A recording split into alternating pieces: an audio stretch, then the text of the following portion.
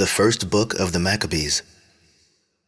And it happened, after that Alexander, son of Philip, the Macedonian who came out of the land of Kittim, had smitten Darius, king of the Persians and Medes, that he reigned in his stead, the first over Greece, and made many wars, and won many strongholds, and slew the kings of the earth, and went through to the ends of the earth, and took spoils of many nations, insomuch that the earth was quiet before him.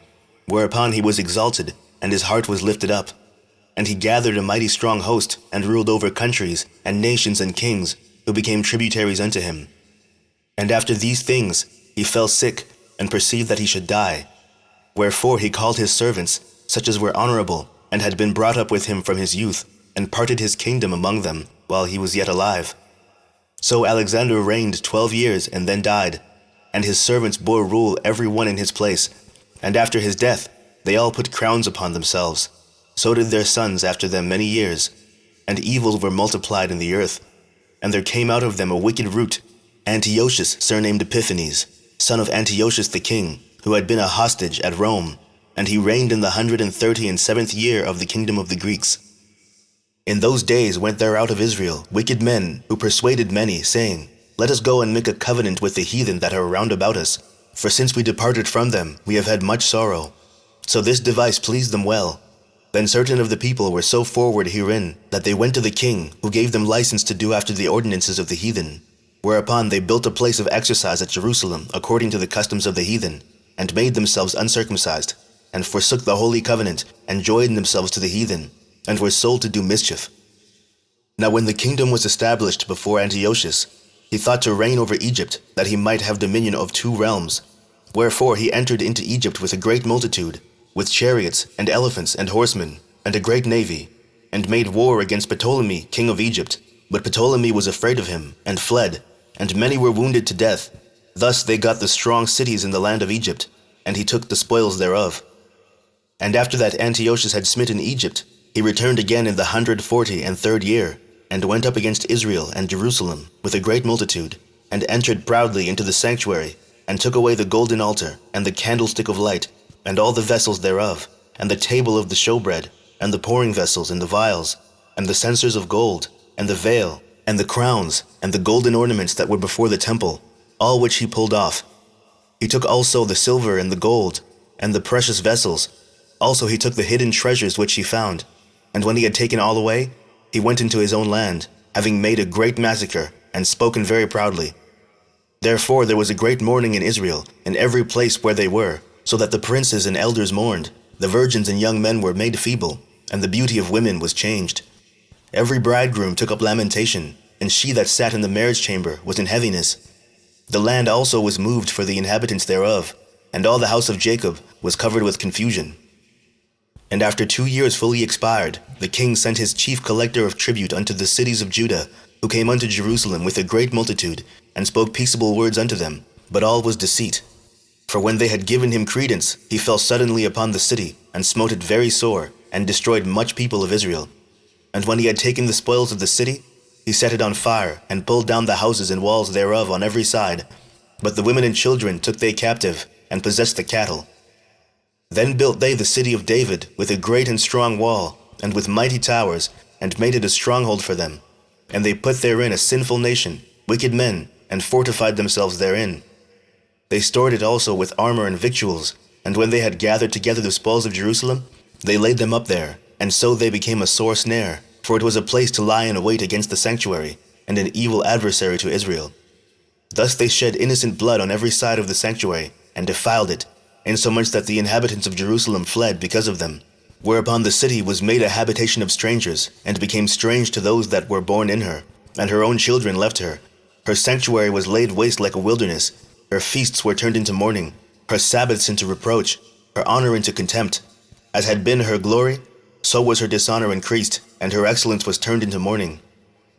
Moreover, King Antiochus wrote to his whole kingdom that all should be one people, and every one should leave his laws. So all the heathen agreed according to the commandment of the king.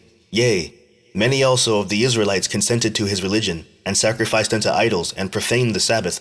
For the king had sent letters by messengers unto Jerusalem and the cities of Judah, that they should follow the strange laws of the land, and forbid burnt offerings and sacrifice, and drink offerings in the temple, and that they should profane the Sabbaths and festival days, and pollute the sanctuary and holy people, set up altars and groves, and chapels of idols, and sacrifice swine's flesh and unclean beasts, that they should also leave their children uncircumcised, and make their souls abominable with all manner of uncleanness and profanation, to the end that they might forget the law, and change all the ordinances. And whosoever would not do according to the commandment of the king, he said he should die. In the selfsame manner wrote he to his whole kingdom, and appointed overseers over all the people, commanding the cities of Judah to sacrifice, city by city. Then many of the people were gathered unto them, to wit, every one that forsook the law, and so they committed evils in the land, and drove the Israelites into secret places, even wheresoever they could fly for succour. Now the 15th day of the month Caslu, in the 145th year, they set up the abomination of desolation upon the altar, and built idol altars throughout the cities of Judah on every side, and burnt incense at the doors of their houses and in the streets. And when they had rent in pieces the books of the law which they found, they burnt them with fire.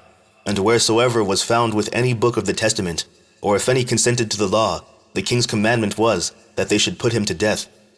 Thus did they by their authority unto the Israelites every month, to as many as were found in the cities. Now the 25th day of the month, they did sacrifice upon the idol altar, which was upon the altar of God, at which time, according to the commandment, they put to death certain women that had caused their children to be circumcised, and they hanged the infants about their necks, and rifled their houses, and slew them that had circumcised them. Howbeit many in Israel were fully resolved and confirmed in themselves not to eat any unclean thing, wherefore they chose rather to die, that they might not be defiled with meats, and that they might not profane the holy covenant. So then they died, and there was a very great wrath upon Israel. Chapter 2. In those days arose Mattathias, the son of John, the son of Simeon, a priest of the sons of Joarib, from Jerusalem, and dwelt in Modin. And he had 5 sons, Johanan, called Cadiz, Simon, called Thassi, Judas, who was called Maccabees, Eleazar, called Avaran, and Jonathan, whose surname was Aphas. And when he saw the blasphemies that were committed in Judah and Jerusalem, he said, Woe is me! Wherefore I was born to see this misery of my people, and of the holy city, and to dwell there, when it was delivered into the hand of the enemy, and the sanctuary into the hand of strangers? Her temple is become as a man without glory. Her glorious vessels are carried away into captivity. Her infants are slain in the streets, her young men with the sword of the enemy. What nation hath not had a part in her kingdom, and gotten of her spoils? All her ornaments are taken away. Of a free woman she is become a bondslave. And behold, our sanctuary, even our beauty and our glory, is laid waste, and the Gentiles have profaned it. To what end therefore shall we live any longer? Then Mattathias and his sons rent their clothes, and put on sackcloth, and mourned very sore. In the meanwhile the king's officers, such as compelled the people to revolt, came into the city Modin to make them sacrifice.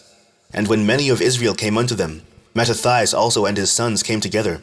Then answered the king's officers, and said to Mattathias on this wise, Thou art a ruler, and an honorable and great man in this city, and strengthened with sons and brethren. Now therefore, come thou first, and fulfill the king's commandment, like as all the heathen have done, yea, and the men of Judah also, and such as remain at Jerusalem. So shalt thou and thy house be in the number of the king's friends, and thou and thy children shall be honored with silver and gold and many rewards. Then Mattathias answered and spoke with a loud voice, Though all the nations that are under the king's dominion obey him, and fall away every one from the religion of their fathers, and give consent to his commandments, yet will I and my sons and my brethren walk in the covenant of our fathers. God forbid that we should forsake the law and the ordinances. We will not hearken to the king's words to go from our religion, either on the right hand or the left. Now when he had left speaking these words, there came one of the Jews in the sight of all to sacrifice on the altar which was at Modin, according to the king's commandment. Which thing when Mattathias saw, he was inflamed with zeal, and his reins trembled, neither could he forbear to show his anger according to judgment. Wherefore he ran, and slew him upon the altar. Also the king's commissioner, who compelled men to sacrifice, he killed at that time, and the altar he pulled down. Thus dealt he zealously for the law of God, like as Phinehas did unto Zambri, the son of Salom. And Mattathias cried throughout the city with a loud voice, saying, Whosoever is zealous of the law, and maintaineth the covenant, let him follow me. So he and his sons fled into the mountains, and left all that ever they had in the city. Then many that sought after justice and judgment went down into the wilderness to dwell there, both they, and their children, and their wives and their cattle, because afflictions increased sore upon them. Now when it was told the king's servants, and the host that was at Jerusalem, in the city of David, that certain men who had broken the king's commandment were gone down into the secret places in the wilderness, they pursued after them a great number, and having overtaken them, they camped against them, and made war against them on the Sabbath day. And they said unto them, Let that which you have done hitherto suffice. Come forth, and do according to the commandment of the king, and you shall live. But they said, We will not come forth, neither will we do the king's commandment to profane the Sabbath day. So then they gave them the battle with all speed. Howbeit they answered them not, neither cast they a stone at them, nor stopped the places where they lay hid, but said, Let us die in all our innocence. Heaven and earth shall testify for us that you put us to death wrongfully.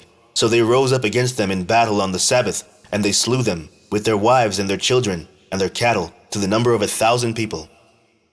Now when Mattathias and his friends understood hereof, they mourned for them right sore. And one of them said to another, If we all do as our brethren have done, and fight not for our lives and laws against the heathen, they will now quickly root us out of the earth. At that time therefore they decreed, saying, Whosoever shall come to make battle with us on the Sabbath day, we will fight against him, neither will we die all as our brethren that were murdered in the secret places. Then came there unto him a company of Assyrians, who were mighty men of Israel, even all such as were voluntarily devoted unto the law. Also all they that fled for persecution joined themselves unto them, and were a stay unto them. So they joined their forces, and smote sinful men in their anger, and wicked men in their wrath. But the rest fled to the heathen for succour. Then Mattathias and his friends went round about, and pulled down the altars, and what children soever they found within the coast of Israel uncircumcised, those they circumcised valiantly. They pursued also after the proud men, and the work prospered in their hand. So they recovered the law out of the hand of the Gentiles, and out of the hand of kings, neither suffered they the sinner to triumph. Now when the time drew near that Mattathias should die, he said unto his sons, Now hath pride and rebuke gotten strength, and the time of destruction, and the wrath of indignation. Now therefore, my sons, be ye zealous for the law, and give your lives for the covenant of your fathers. Call to remembrance what acts our fathers did in their time. So shall ye receive great honor, and an everlasting name. Was not Abraham found faithful in temptation, and it was imputed unto him for righteousness? Joseph in the time of his distress kept the commandment, and was made Lord of Egypt. Phinehas our father, in being zealous and fervent, obtained the covenant of an everlasting priesthood. Jesus, for fulfilling the word, was made a judge in Israel. Caleb, for bearing witness before the congregation, received the heritage of the land. David, for being merciful, possessed the throne of an everlasting kingdom. Elias, for being zealous and fervent for the law, was taken up into heaven. Ananias, Azarias, and Mishael, by believing, were saved out of the flame. Daniel, for his innocence, was delivered from the mouth of lions. And thus consider ye throughout all ages, that none that put their trust in him shall be overcome. Fear not then the words of a sinful man, for his glory shall be dung and worms. Today he shall be lifted up, and tomorrow he shall not be found, because he is returned into his dust, and his thought is come to nothing. Wherefore you, my sons, be valiant, and show yourselves men in the behalf of the law, for by it shall you obtain glory. And behold, I know that your brother Simon is a man of counsel. Give ear unto him always. He shall be a father unto you. As for Judas Maccabeus, he hath been mighty and strong, even from his youth up. Let him be your captain, and fight the battle of the people. Take also unto you all those that observe the law, and avenge ye the wrong of your people. Recompense fully the heathen, and take heed to the commandments of the law. So he blessed them, and was gathered to his fathers. And he died in the 146th year, and his sons buried him in the sepulchre of his fathers at Modin, and all Israel made great lamentation for him. Chapter 3. Then his son Judas, called Maccabeus, rose up in his stead, and all his brethren helped him, and so did all they that held with his father, and they fought with cheerfulness the battle of Israel. So he got his people great honor, and put on a breastplate as a giant, and girt his warlike harness about him, and he made battles, protecting the host with his sword. In his acts he was like a lion, and like a lion's whelp roaring for its prey. For he pursued the wicked, and sought them out, and burnt up those that vexed his people. Wherefore the wicked shrunk for fear of him, and all the workers of iniquity were troubled, because salvation prospered in his hand. He grieved also many kings, and made Jacob glad with his acts, and his memorial is blessed forever. Moreover, he went through the cities of Judah, destroying the ungodly out of them, and turning away wrath from Israel, so that he was renowned unto the utmost part of the earth, and he received unto him such as were ready to perish. Then Apollonius gathered the Gentiles together, and a great host out of Samaria to fight against Israel. Which thing, when Judas perceived, he went forth to meet him, and so he smote him and slew him. Many also fell down slain, but the rest fled. Wherefore Judas took their spoils, and Apollonius' sword also, and therewith he fought all his life long. Now when Siron, a prince of the army of Syria, heard say that Judas had gathered unto him a multitude and company of the faithful to go out with him to war, he said, I will get me a name and honor in the kingdom, for I will go fight with Judas and them that are with him, who despise the king's commandment. So he made him ready to go up, and there went with him a mighty host of the ungodly to help him, and to be avenged of the children of Israel. And when he came near to the going up of Bethoron, Judas went forth to meet him with a small company, who, when they saw the host coming to meet them, said unto Judas, How shall we be able, being so few, to fight against so great a multitude and so strong, seeing we are ready to faint with fasting all this day? Unto whom Judas answered, It is no hard matter for many to be shut up in the hands of a few, and with the God of heaven it is all one, to deliver with a great multitude or a small company. For the victory of battle standeth not in the multitude of a host, but strength cometh from heaven. They come against us in much pride and iniquity to destroy us, and our wives and children, and to spoil us. But we fight for our lives and our laws. Wherefore the Lord himself will overthrow them before our face. And as for you, be ye not afraid of them. Now as soon as he had left off speaking, he leapt suddenly upon them, and so Siron and his host was overthrown before him. And they pursued them from the going down of Bethoron unto the plain, where were slain about 800 men of them, and the residue fled into the land of the Philistines.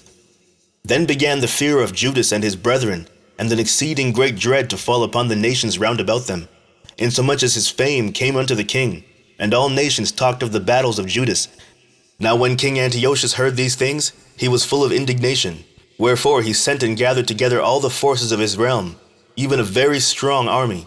He opened also his treasure, and gave his soldiers pay for a year, commanding them to be ready whensoever he should need them. Nevertheless, when he saw that the money of his treasures failed, and that the tributes in the country were small, because of the dissension and plague which he had brought upon the land in taking away the laws which had been of old time, he feared that he should not be able to bear the charges any longer, nor to have such gifts to give so liberally as he did before, for he had abounded above the kings that were before him. Wherefore, being greatly perplexed in his mind, he determined to go into Persia, there to take the tributes of the countries, and to gather much money. So he left Lysias, a nobleman, and one of the blood royal, to oversee the affairs of the king from the river Euphrates unto the borders of Egypt, and to bring up his son Antiochus until he came again. Moreover, he delivered unto him the half of his forces, and the elephants, and gave him charge of all things that he would have done, as also concerning them that dwelt in Judah and Jerusalem, to wit, that he should send an army against them to destroy and root out the strength of Israel and the remnant of Jerusalem, and to take away their memorial from that place. And that he should place strangers in all the quarters and divide their land by lot. So the king took the half of the forces that remained, and departed from Antioch, his royal city, the 147th year, and having passed the river Euphrates, he went through the high countries. Then Lysias chose Ptolemy, the son of Dorimenes, and Nicanor, and Georgius, mighty men of the king's friends, and with them he sent 40,000 footmen, and 7,000 horsemen to go into the land of Judah, and to destroy it, as the king commanded. So they went forth with all their power, and came and pitched by Emmaus in the plain country. And the merchants of the country, hearing the fame of them, took silver and gold very much with servants, and came into the camp to buy the children of Israel for slaves. A power also of Syria, and of the land of the Philistines joined themselves unto them. Now when Judas and his brethren saw that miseries were multiplied, and that the forces did encamp themselves in their borders, for they knew how the king had given commandment to destroy the people, and utterly abolish them, they said one to another, Let us restore the decayed estate of our people, and let us fight for our people and the sanctuary. Then was the congregation gathered together, that they might be ready for battle, and that they might pray, and ask mercy and compassion. Now Jerusalem lay void as a wilderness. There was none of her children that went in or out. The sanctuary also was trodden down, and aliens kept the stronghold. The heathen had their habitation in that place, and joy was taken from Jacob, and the pipe with the harp ceased. Wherefore the Israelites assembled themselves together, and came to Masphah over against Jerusalem, For in Maspha was the place where they prayed aforetime in Israel. Then they fasted that day, and put on sackcloth, and cast ashes upon their heads, and rent their clothes, and laid open the book of the law, wherein the heathen had sought to paint the likeness of their images. They brought also the priests' garments, and the first fruits, and the tithes, and the Nazarites they stirred up, who had accomplished their days. Then cried they with a loud voice toward heaven, saying, What shall we do with these? And whither shall we carry them away? For thy sanctuary is trodden down and profaned, and thy priests are in heaviness, and brought low. And lo, the heathen are assembled together against us to destroy us. What things they imagine against us, thou knowest. How shall we be able to stand against them, except thou, O God, be our help? Then sounded they with trumpets, and cried with a loud voice. And after this, Judas ordained captains over the people, even captains over thousands, and over hundreds, and over fifties, and over tens. But as for such as were building houses, or had betrothed wives, or were planting vineyards, or were fearful, those he commanded that they should return, every man to his own house according to the law. So the camp removed, and pitched upon the south side of Emmaus. And Judas said, Arm yourselves, and be valiant men, and see that ye be in readiness against the morning, that ye may fight with these nations that are assembled together against us to destroy us in our sanctuary. For it is better for us to die in battle than to behold the calamities of our people and our sanctuary. Nevertheless, as the will of God is in heaven, so let him do. Chapter 4. Then took Gorgias 5,000 footmen, and 1,000 of the best horsemen, and removed out of the camp by night, to the end he might rush in upon the camp of the Jews and smite them suddenly. And the men of the fortress were his guides. Now when Judas heard thereof, he himself removed, and the valiant men with him, that he might smite the king's army which was at Emmaus. While as yet the forces were dispersed from the camp, in the mean season came Gorgias by night into the camp of Judas, and when he found no man there, he sought them in the mountains, for said he, These fellows flee from us. But as soon as it was day, Judas showed himself in the plain with 3,000 men, who nevertheless had neither armor nor swords to their minds.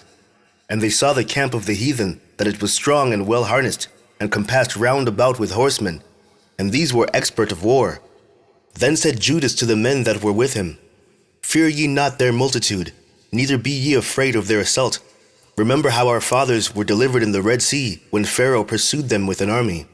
Now therefore let us cry unto heaven, if peradventure the Lord will have mercy upon us, and remember the covenant of our fathers, and destroy this host before our face this day, that so all the heathen may know that there is one who delivereth and saveth Israel. Then the strangers lifted up their eyes, and saw them coming over against them. Wherefore they went out of the camp to battle, but they that were with Judas sounded their trumpets. So they joined battle, and the heathen being discomfited fled into the plain. Howbeit all the hindmost of them were slain with the sword, for they pursued them unto Gezerah, and unto the plains of Idumea, and Azotus, and Jamnia, so that there was slain of them upon a 3,000 men. This done, Judas returned again with his host from pursuing them, and said to the people, Be not greedy of the spoils, inasmuch as there is a battle before us, and Gorgias and his host are here by us in the mountain. But stand ye now against your enemies, and overcome them, and after this you may boldly take the spoils. As Judas was yet speaking these words, there appeared a part of them looking out of the mountain, who when they perceived that the Jews had put their host to flight, and were burning the tents, for the smoke that was seen declared what was done, when therefore they perceived these things, they were sore afraid, and seeing also the host of Judas in the plain ready to fight, they fled every one into the land of strangers. Then Judas returned to spoil the tents, where they got much gold and silver, and blue silk and purple of the sea, and great riches. After they went home, and sung a song of thanksgiving, and praised the Lord in heaven, because it is good, because his mercy endureth forever. Thus Israel had a great deliverance that day. Now all the strangers that had escaped came and told Lysias what had happened, who when he heard thereof was confounded and discouraged, because neither such things as he would were done unto Israel, nor such things as the king commanded him were come to pass. The next year therefore following, Lysias gathered together 70,000 choice men of foot, and 5,000 horsemen, that he might subdue them. So they came into Idumea, and pitched their tents at Bethsura, and Judas met them with 10,000 men. And when he saw that mighty army, he prayed and said, Blessed art thou, O Saviour of Israel, who didst quell the violence of the mighty man by the hand of thy servant David, and gavest the host of strangers into the hands of Jonathan, the son of Saul, and his armor-bearer. Shut up this army in the hand of thy people Israel, and let them be confounded in their power and horsemen. Make them to be of no courage, and cause the boldness of their strength to fall away, and let them quake at their destruction. Cast them down with the sword of them that love thee, and let all those that know thy name praise thee with thanksgiving. So they joined battle, and there was slain of the host of Lysias about 5,000 men, even before them were they slain. Now when Lysias saw his army put to flight, and the manliness of Judas's soldiers, and how they were ready either to live or die valiantly, he went into Antiochia, and gathered together a company of strangers, and having made his army greater than it was, he purposed to come again into Judea. Then said Judas and his brethren, Behold, our enemies are discomfited. Let us go up to cleanse and dedicate the sanctuary. Upon this all, the host assembled themselves together, and went up into Mount Sion. And when they saw the sanctuary desolate, and the altar profaned, and the gates burnt up, and the shrubs growing in the courts as in a forest, or in one of the mountains, yea, and the priests' chambers pulled down, they rent their clothes, and made great lamentation, and cast ashes upon their heads, and fell down flat to the ground upon their faces, and blew an alarm with the trumpets, and cried towards heaven. Then Judas appointed certain men to fight against those that were in the fortress, until he had cleansed the sanctuary. So he chose priests of blameless conversation, such as had pleasure in the law, who cleansed the sanctuary, and bore out the defiled stones into an unclean place. And when as they consulted what to do with the altar of burnt offerings, which was profaned, they thought it best to pull it down, lest it should be a reproach to them, because the heathen had defiled it, wherefore they pulled it down, and laid up the stones in the mountain of the temple in a convenient place, until there should come a prophet to show what should be done with them. Then they took whole stones according to the law, and built a new altar according to the former, and made up the sanctuary, and the things that were within the temple, and hollowed the courts. They made also new holy vessels, and into the temple they brought the candlestick, and the altar of burnt offerings, and of incense, and the table. And upon the altar they burnt incense, and the lamps that were upon the candlestick they lighted, that they might give light in the temple. Furthermore, they set the loaves upon the table, and spread out the veils, and finished the works which they had begun to make. Now on the 25th day of the 9th month, which is called the month Caslu, in the 148th year, they rose up betimes in the morning, and offered sacrifice according to the law upon the new altar of burnt offerings which they had made. Look at what time and at what day the heathen had profaned it, even that it was dedicated with songs, and cisterns, and harps, and cymbals. Then all the people fell upon their faces, worshipping and praising the God of heaven, who had given them good success. And so they kept the dedication of the altar 8 days, and offered burnt offerings with gladness, and sacrificed the sacrifice of deliverance and praise. They decked also the forefront of the temple with crowns of gold, and with shields, and the gates and the chambers they renewed, and hanged doors upon them. Thus was there a very great gladness among the people, for that the reproach of the heathen was put away. Moreover, Judas and his brethren, with the whole congregation of Israel, ordained that the days of the dedication of the altar should be kept in their season from year to year, by the space of 8 days, from the 25th day of the month Caslu, with mirth and gladness. At that time also, they built up the Mount Sion, with high walls and strong towers round about, lest the Gentiles should come and tread it down, as they had done before. And they set there a garrison to keep it, and fortified Bethsura to preserve it, that the people might have a defense against Idumea. Chapter 5. Now when the nations round about heard that the altar was built, and the sanctuary renewed as before, it displeased them very much. Wherefore they thought to destroy the generation of Jacob that was among them, and thereupon they began to slay and destroy the people. Then Judas fought against the children of Esau in Idumea at Arabatine, because they besieged Israel, and he gave them a great overthrow, and abated their courage, and took their spoils. Also he remembered the injury of the children of Bean, who had been a snare and an offense unto the people, in that they lay in wait for them in the ways.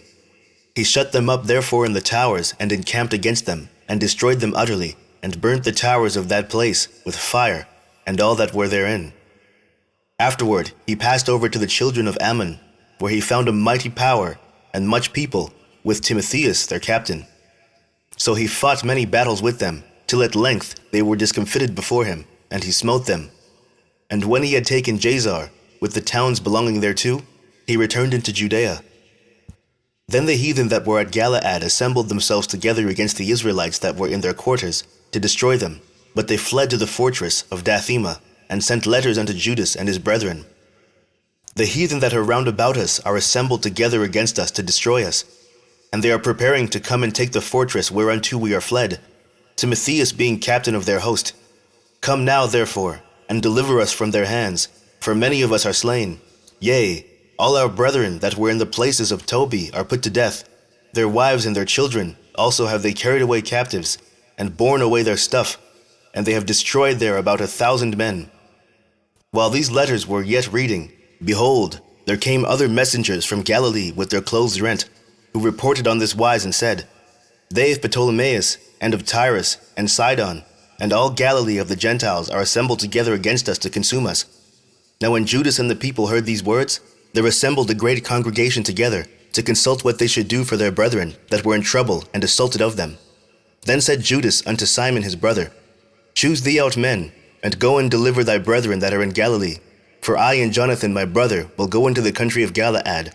So he left Joseph the son of Zacharias and Azarias, captains of the people, with the remnant of the host in Judea to keep it, unto whom he gave commandment, saying, Take ye the charge of this people, and see that you make not war against the heathen until the time that we come again. Now unto Simon were given 3,000 men to go into Galilee, and unto Judas 8,000 men for the country of Galiad. Then went Simon into Galilee, where he fought many battles with the heathen, so that the heathen were discomfited by him, and he pursued them unto the gate of Ptolemais, and there were slain of the heathen about 3,000 men, whose spoils he took. And those that were in Galilee and in Arbatis, with their wives and their children, and all that they had, took he away with them, and brought them into Judea with great joy. Judas Maccabees also and his brother Jonathan went over Jordan and traveled 3 days' journey in the wilderness, where they met with the Nabathites, who came unto them in peaceable manner, and told them everything that had happened to their brethren in the land of Galaad, and how that many of them were shut up in Bosora and Bosor, in Alima, Casphor, Maked, and Karnaim. All these cities are strong and great, and that they were shut up in the rest of the cities of the country of Galaad, and that against tomorrow they had appointed to bring their host against the forts, and to take them, and to destroy them all in one day. Hereupon Judas and his host turned suddenly by the way of the wilderness unto Bosora, and when he had won the city, he slew all the males with the edge of the sword, and took all their spoils, and burnt the city with fire. From whence he removed by night, and went till he came to the fortress. And betimes in the morning they looked up, and behold, there was an innumerable people bearing ladders and other engines of war to take the fortress, for they assaulted them. When Judas therefore saw that the battle was begun, and that the cry of the city went up to heaven with trumpets and a great sound, he said unto his host, Fight this day for your brethren. So he went forth behind them in 3 companies, who sounded their trumpets and cried with prayer. Then the host of Timotheus, knowing that it was Maccabees, fled from him, wherefore he smote them with a great slaughter, so that there were killed of them that day about 8,000 men. This done, Judas turned aside to Maspha, and after he had assaulted it, he took it, and slew all the males therein, and received the spoils thereof, and burnt it with fire. From thence went he, and took Casphon, Maged, Bosor, and the other cities of the country of Galaad. After these things gathered Timotheus another host, and encamped against Raphon, beyond the brook. So Judas sent men to espy the host, who brought him word, saying, All the heathen that be round about us are assembled unto them, even a very great host. He hath also hired the Arabians to help them, and they have pitched their tents beyond the brook, ready to come and fight against thee. Upon this Judas went to meet them. Then Timotheus said unto the captains of his host, When Judas and his host come near the brook, if he pass over first unto us, we shall not be able to withstand him, for he will mightily prevail against us. But if he be afraid, and camp beyond the river, we shall go over unto him, and prevail against him.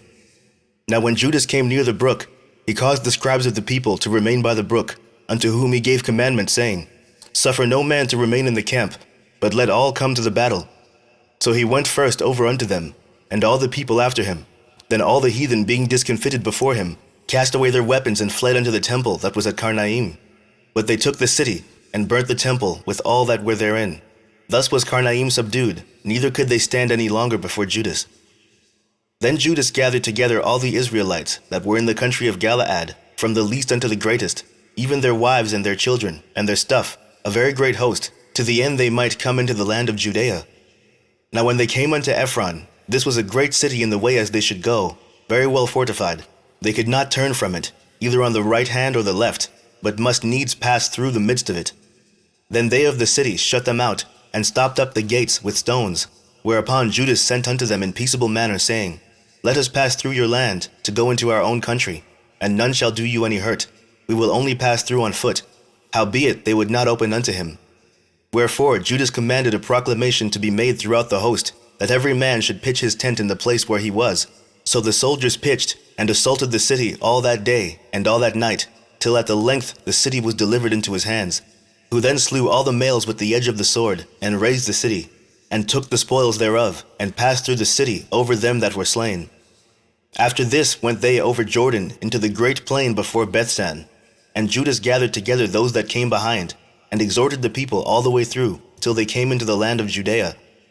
So they went up to Mount Sion with joy and gladness, where they offered burnt offerings, because not one of them were slain until they had returned in peace. Now what time as Judas and Jonathan were in the land of Galaad, and Simon his brother in Galilee before Ptolemais, Joseph, the son of Zacharias, and Azarias, captains of the garrisons, heard of the valiant acts and warlike deeds which they had done. Wherefore they said, Let us also get us a name, and go fight against the heathen that are round about us. So when they had given charge unto the garrison that was with them, they went towards Jamnia. Then came Georgius and his men out of the city to fight against them. And so it was that Joseph and Azarias were put to flight, and pursued unto the borders of Judea. And there was slain that day of the people of Israel about 2,000 men. Thus was there a great overthrow among the children of Israel, because they were not obedient unto Judas and his brethren, but thought to do some valiant act. Moreover, these men came not of the seed of those by whose hand deliverance was given unto Israel. Howbeit, the man Judas and his brethren were greatly renowned in the sight of all Israel, and of all the heathen, wheresoever their name was heard of, insomuch as the people assembled unto them with joyful acclamations. Afterward went Judas forth with his brethren, and fought against the children of Esau in the land toward the south, where he smote Hebron and the towns thereof, and pulled down the fortress of it, and burnt the towers thereof round about. From thence he removed to go into the land of the Philistines, and passed through Samaria. At that time certain priests, desirous to show their valor, were slain in battle, for that they went out to fight unadvisedly. So Judas turned to Azotus in the land of the Philistines, and when he had pulled down their altars, and burned their carved images with fire, and spoiled their cities, he returned into the land of Judea. Chapter 6. About that time King Antiochus, traveling through the high countries, heard say that in Elymais, in the country of Persia, was a city greatly renowned for riches, silver and gold, and that there was in it a very rich temple, wherein were coverings of gold, and breastplates, and shields which Alexander, son of Philip the Macedonian king, who reigned first among the Grecians, had left there. Wherefore he came and sought to take the city, and to spoil it, but he was not able, because they of the city, having had warning thereof, rose up against him in battle. So he fled, and departed thence with great heaviness, and returned to Babylon. Moreover, there came one who brought in tidings into Persia, that the armies which had sent against the land of Judea were put to flight, and that Lysias, who went forth first with a great power, was driven away of the Jews, and that they were made strong by the armor, and power, and store of spoils, which they had gotten of the armies whom they had destroyed. Also that they had pulled down the abomination which he had set up upon the altar in Jerusalem, and that they had compassed about the sanctuary with high walls as before, and his city Bethsura. Now when the king heard these words, he was astonished and sore moved, whereupon he laid him down upon his bed, and fell sick for grief, because it had not befallen him as he looked for. And there he continued many days, for his grief was ever more and more. And he made account that he should die. Wherefore he called for all his friends, and said unto them, The sleep is gone from my eyes, and my heart faileth for very care. And I thought with myself, into what tribulation I am come, and how great a flood of misery it is wherein now I am. For I was bountiful and beloved in my power, but now I remember the evils that I did at Jerusalem, and that I took all the vessels of gold and silver that were therein, and sent to destroy the inhabitants of Judea without a cause. I perceive therefore that for this cause these troubles are come upon me, and behold, I perished through great grief in a strange land. Then called he for Philip, one of his friends, whom he made ruler over all his realm, and gave him the crown, and his robe, and his signet, to the end he should bring up his son Antiochus, and nourish him up for the kingdom. So King Antiochus died there in the 149th year. Now when Lysias knew that the king was dead, he set up Antiochus his son, whom he had brought up being young, to reign in his stead, and his name he called Eupator. About this time they that were in the tower shut up the Israelites round about the sanctuary, and sought always their hurt, and the strengthening of the heathen.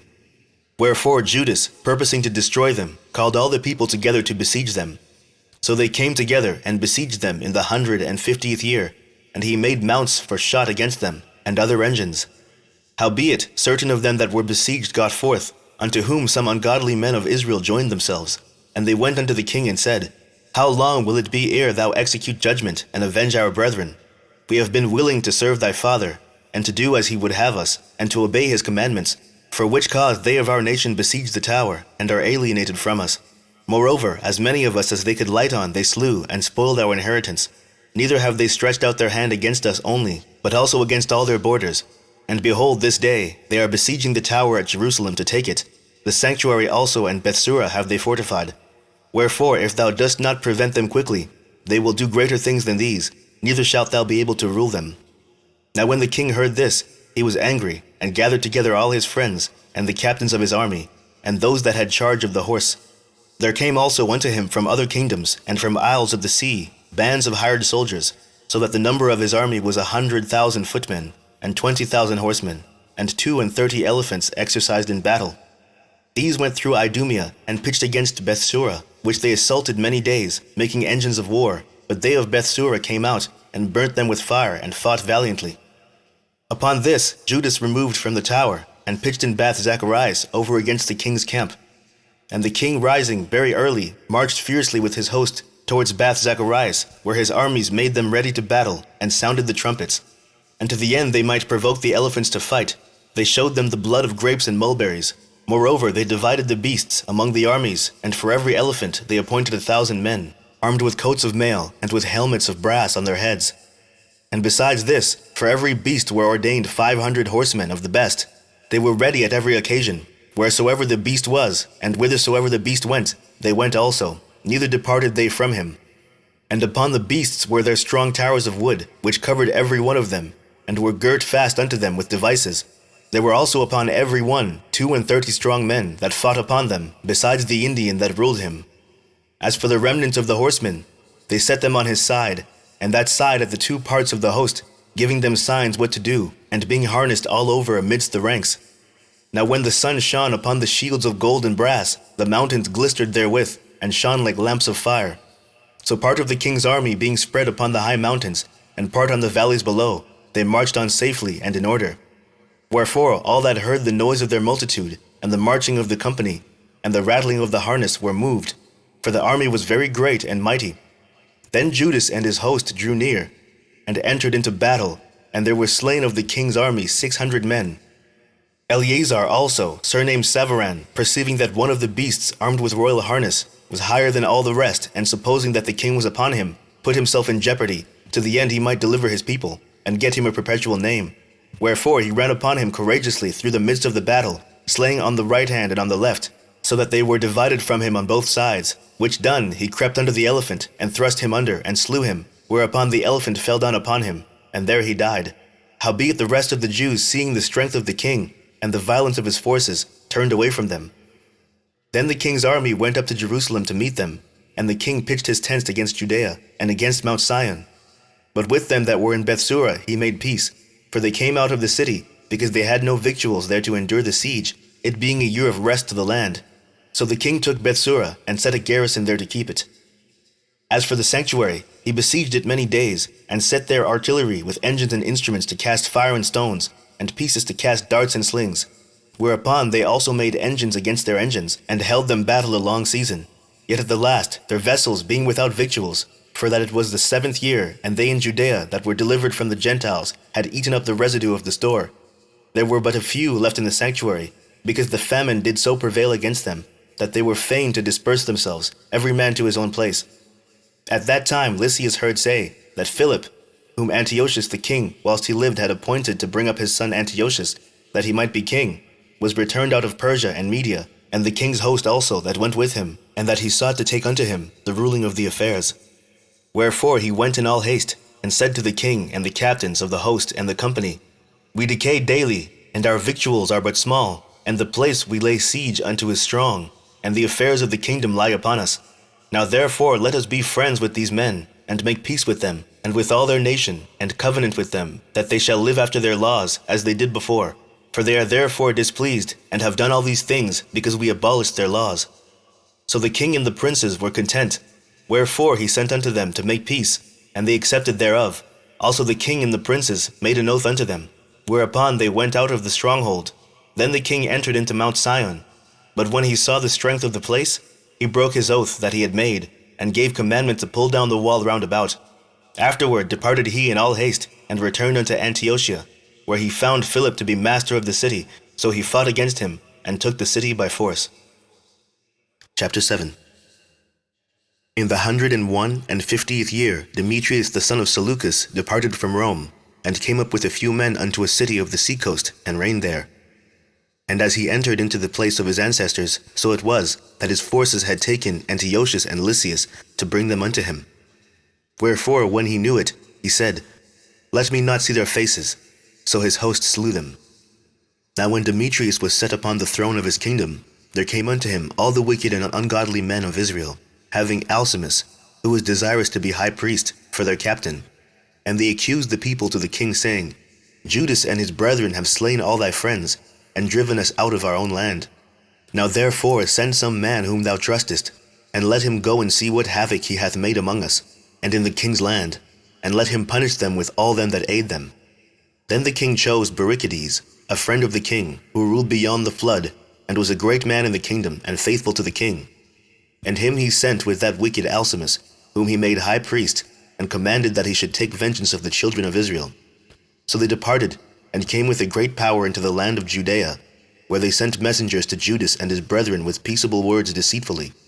But they gave no heed to their words, for they saw that they were come with a great power. Then did there assemble unto Alcimus and Bacchides a company of scribes to require justice.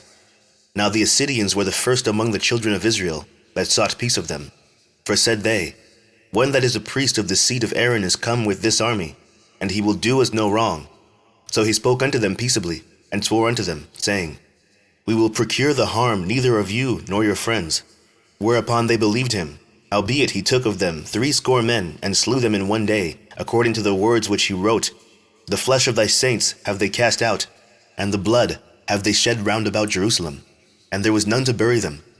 Wherefore the fear and dread of them that fell upon all the people, who said, There is neither truth nor righteousness in them, for they have broken the covenant and oath that they made. After this removed Bacchides from Jerusalem, and pitched his tents in Bezeth, where he sent and took many of the men that had forsaken him, and certain of the people also. And when he had slain them, he cast them into the great pit. Then committed he the country to Alcimus, and left with him a power to aid him. So Bacchides went to the king. But Alcimus contended for the high priesthood, and unto him resorted all such as troubled the people, who, after they had gotten the land of Judah into their power, did much hurt in Israel.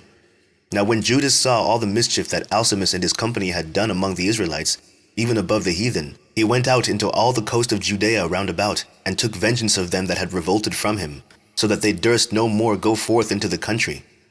On the other side, when Alcimus saw that Judas and his company had gotten the upper hand, and knew that he was not able to abide their force, he went again to the king, and said all the worst of them that he could. Then the king sent Nicanor, one of his honorable princes, a man that bore deadly hate unto Israel, with commandment to destroy the people. So Nicanor came to Jerusalem with a great force, and sent unto Judas and his brethren deceitfully with friendly words, saying, Let there be no battle between me and you. I will come with a few men, that I may see you in peace. He came therefore to Judas, and they saluted one another peaceably. Howbeit the enemies were prepared to take away Judas by violence, which thing after it was known to Judas, to wit, that he came unto him with deceit, he was so afraid of him, and would see his face no more. Nicanor also, when he saw that his counsel was discovered, went out to fight against Judas beside Capharsalama, where there were slain of Nicanor's side about 5,000 men, and the rest fled into the city of David. After this went Nicanor up to Mount Sion, and there came out of the sanctuary certain of the priests and certain of the elders of the people to salute him peaceably, and to show him the burnt sacrifice that was offered for the king. But he mocked them, and laughed at them, and abused them shamefully, and spoke proudly, and swore in his wrath, saying, Unless Judas and his host be now delivered into my hands, if ever I come again in safety, I will burn up this house. And with that he went out in a great rage. Then the priests entered in, and stood before the altar in the temple, weeping and saying, Thou, O Lord, didst choose this house to be called by thy name, and to be a house of prayer and petition for thy people.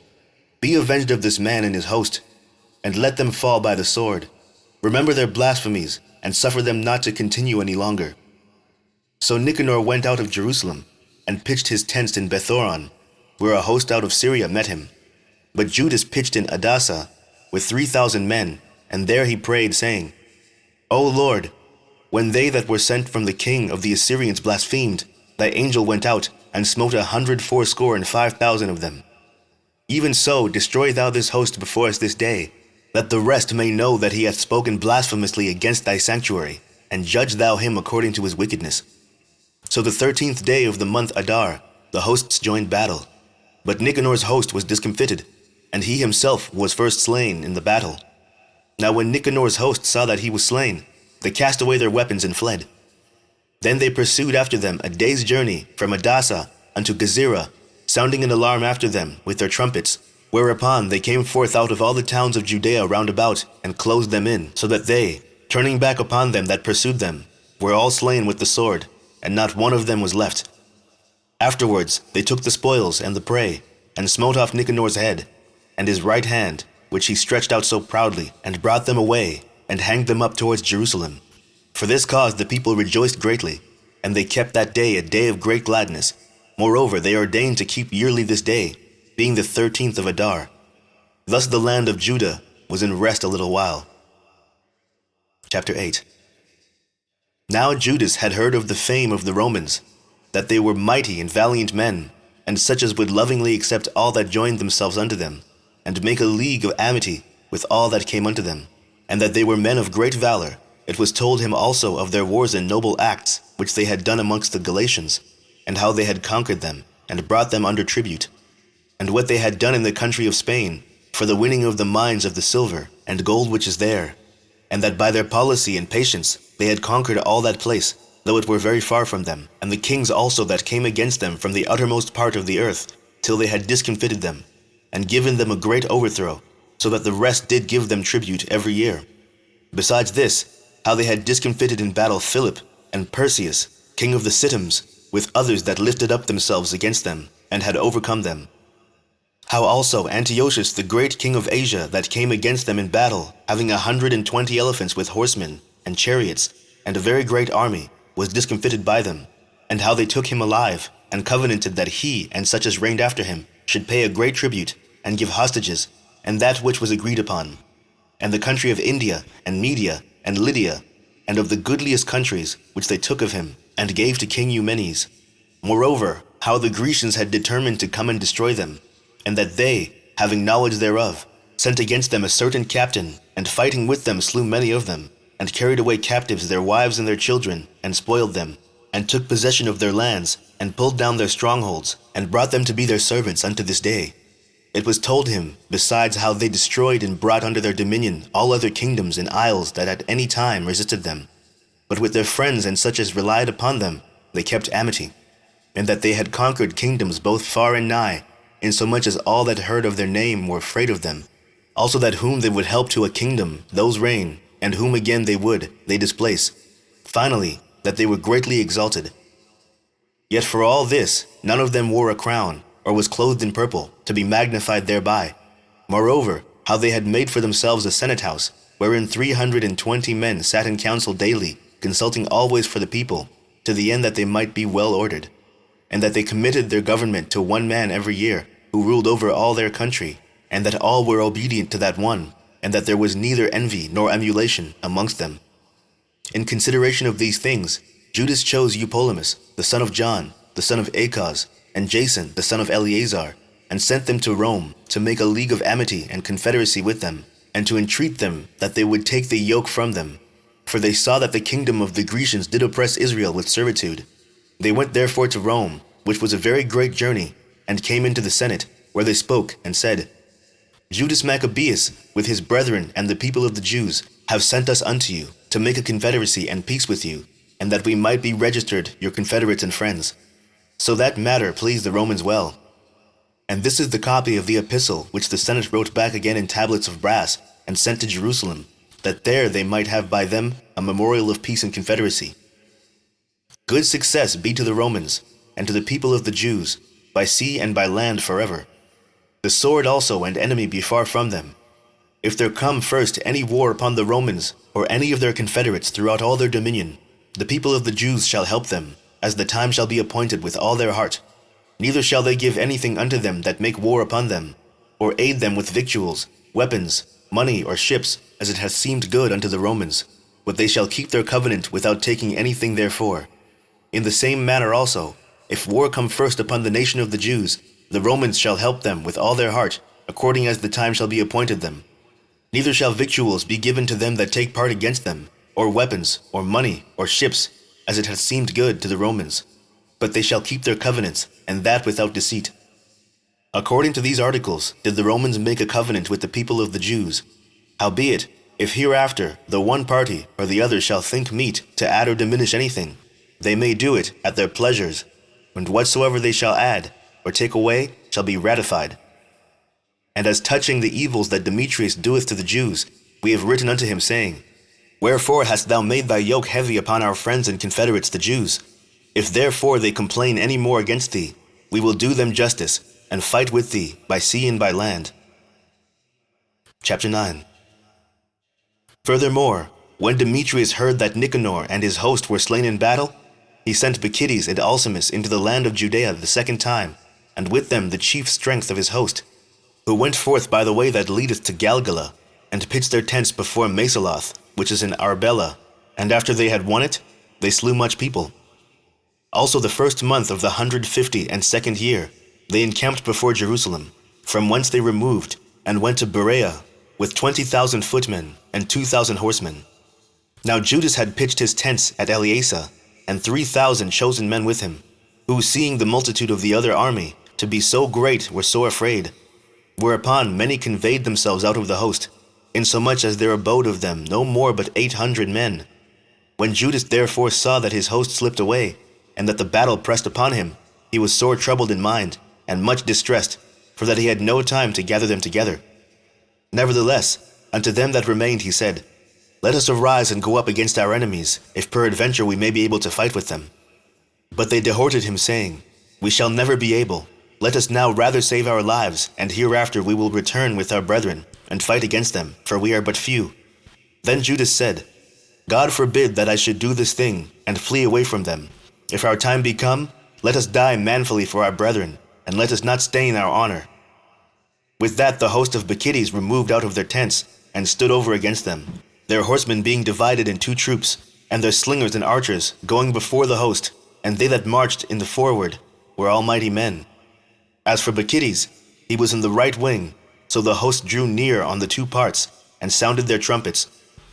They also of Judas' side, even they sounded their trumpets also, so that the earth shook at the noise of the armies, and the battle continued from morning till night.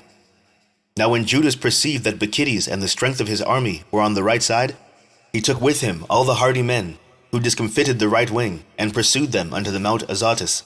But when they of the left wing saw that they of the right wing were discomfited, they followed upon Judas and those that were with him hard at the heels from behind, whereupon there was a sore battle, insomuch as many were slain on both parts. Judas also was killed, and the remnant fled. Then Jonathan and Simon took Judas their brother, and buried him in the sepulchre of his fathers in Modin.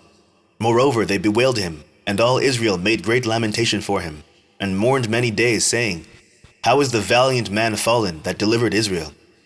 As for the other things concerning Judas, and his wars, and the noble acts which he did, and his greatness, they are not written, for they were very many. Now after the death of Judas, the wicked began to put forth their heads in all the coasts of Israel, and there arose up all such as wrought iniquity. In those days also was there a very great famine, by reason whereof the country revolted, and went with them. Then Bacchides chose the wicked men, and made them lords of the country. And they made inquiry and search for Judas's friends, and brought them unto Bacchides, who took vengeance of them, and used them despitefully. So was there a great affliction in Israel, the like whereof was not since the time that a prophet was not seen amongst them. For this cause all Judas's friends came together, and said unto Jonathan, Since thy brother Judas died, we have no man like him to go forth against our enemies, and Bacchides, and against them of our nation that are adversaries to us. Now therefore we have chosen thee this day to be our prince and captain in his stead, that thou mayest fight our battles. Upon this, Jonathan took the governance upon him at that time, and arose up instead of his brother Judas. But when Bacchides got knowledge thereof, he sought for to slay him. Then Jonathan and Simon his brother, and all that were with him, perceiving that, fled into the wilderness of Thekoe, and pitched their tents by the water of the pool Asphar. Which when Bacchides understood, he came near to Jordan with all his host upon the Sabbath day. Now Jonathan had sent his brother John, a captain of the people, to pray his friends the Nabathites, that they might leave with them their carriage, which was much. But the children of Jambri came out of Medaba, and took John, and all that he had, and went their way with it.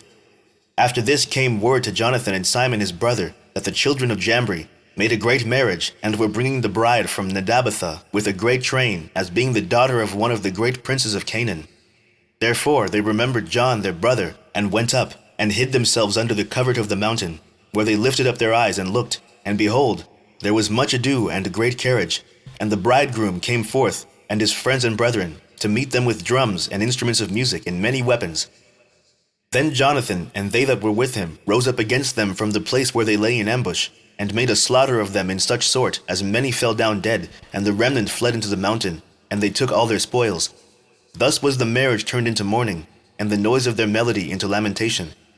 So when they had avenged fully the blood of their brother, they turned again to the marsh of Jordan. Now when Bacchides heard hereof, he came on the Sabbath day unto the banks of Jordan with a great power.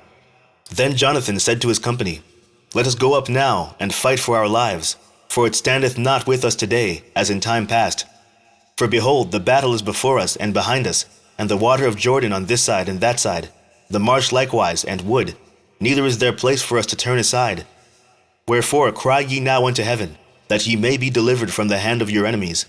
With that they joined battle, and Jonathan stretched forth his hand to smite Bacchides, but he turned back from him. Then Jonathan and they that were with him leapt into Jordan, and swam over unto the farther bank, howbeit the others passed not over Jordan unto them. So there were slain of Bacchides' side that day about 1,000 men. Afterward returned Bacchides to Jerusalem, and repaired the strong cities in Judea, the fort in Jericho, and Emmaus, and Bethoron, and Bethel, and Tamnatha, and Pharatoni, and Taphon. These did he strengthen with high walls, with gates and with bars, and in them he set a garrison, that they might work malice upon Israel. He fortified also the city of Bethsura, and Gazara, and the tower, and put forces in them, and provision of victuals. Besides, he took the chief men's sons in the country for hostages, and put them in the tower at Jerusalem to be kept. Moreover, in the 153rd year, in the 2nd month, Alcimus commanded that the wall of the inner court of the sanctuary should be pulled down. He pulled down also the works of the prophets. And as he began to pull down, even at that time was Alcimus plagued, and his enterprises hindered, for his mouth was stopped, and he was taken with a palsy, so that he could no more speak anything, nor give order concerning his house. So Alcimus died at that time with great torment. Now when Bacchides saw that Alcimus was dead, he returned to the king, whereupon the land of Judea was in rest 2 years. Then all the ungodly men held a council, saying, Behold, Jonathan and his company are at ease, and dwell without care. Now therefore we will bring Bacchides hither, who shall take them all in one night. So they went and consulted with him. Then removed he, and came with a great host, and sent letters privily to his adherents in Judea, that they should take Jonathan and those that were with him. Howbeit they could not, because their counsel was known unto them. Wherefore they took of the men of the country that were authors of that mischief about 50 persons, and slew them. Afterward Jonathan and Simon, and they that were with him, got them away to Bethbassi, which is in the wilderness, and they repaired the decays thereof, and made it strong. Which thing when Bacchides knew, he gathered together all his host, and sent word to them that were of Judea. Then went he and laid siege against Bethbassi, and they fought against it a long season, and made engines of war. But Jonathan left his brother Simon in the city, and went forth himself into the country, and with a certain number went he forth. And he smote Odonarches and his brethren, and the children of Phasiron in their tent. And when he began to smite them, and came up with his forces, Simon and his company went out of the city, and burned up the engines of war, and fought against Bacchides, who was discomfited by them, and they afflicted him sore, for his counsel and travail was in vain. Wherefore he was very wroth at the wicked men that gave him counsel to come into the country, insomuch as he slew many of them, and purposed to return into his own country. Whereof, when Jonathan had knowledge, he sent ambassadors unto him, to the end he should make peace with him, and deliver them the prisoners. Which thing he accepted, and did according to his demands, and swore unto him that he would never do him harm all the days of his life. When therefore he had restored unto him the prisoners that he had taken aforetime out of the land of Judea, he returned and went his way into his own land, neither came he any more into their borders. Thus the sword ceased from Israel. But Jonathan dwelt in Maccabees, and began to govern the people, and he destroyed the ungodly men out of Israel. Chapter 10. In the 160th year of Alexander, the son of Antiochus, surnamed Epiphanes, went up and took Ptolemais, for the people had received him, by means whereof he reigned there. Now when King Demetrius heard thereof, he gathered together an exceeding great host, and went forth against him to fight. Moreover, Demetrius sent letters unto Jonathan with loving words, so as he magnified him. For said he, Let us first make peace with him, before he join with Alexander against us. Else he will remember all the evils that we have done against him, and against his brethren and his people. Wherefore he gave him authority to gather together a host, and to provide weapons that he might aid him in battle. He commanded also that the hostages that were in the tower should be delivered him. Then came Jonathan to Jerusalem, and read the letters in the audience of all the people, and of them that were in the tower, who were sore afraid when they heard that the king had given him authority to gather together a host. Whereupon they of the tower delivered their hostages unto Jonathan, and he delivered them unto their parents. This done, Jonathan settled himself in Jerusalem, and began to build and repair the city. And he commanded the workmen to build the walls and the Mount Sion round about with square stones for fortification, and they did so.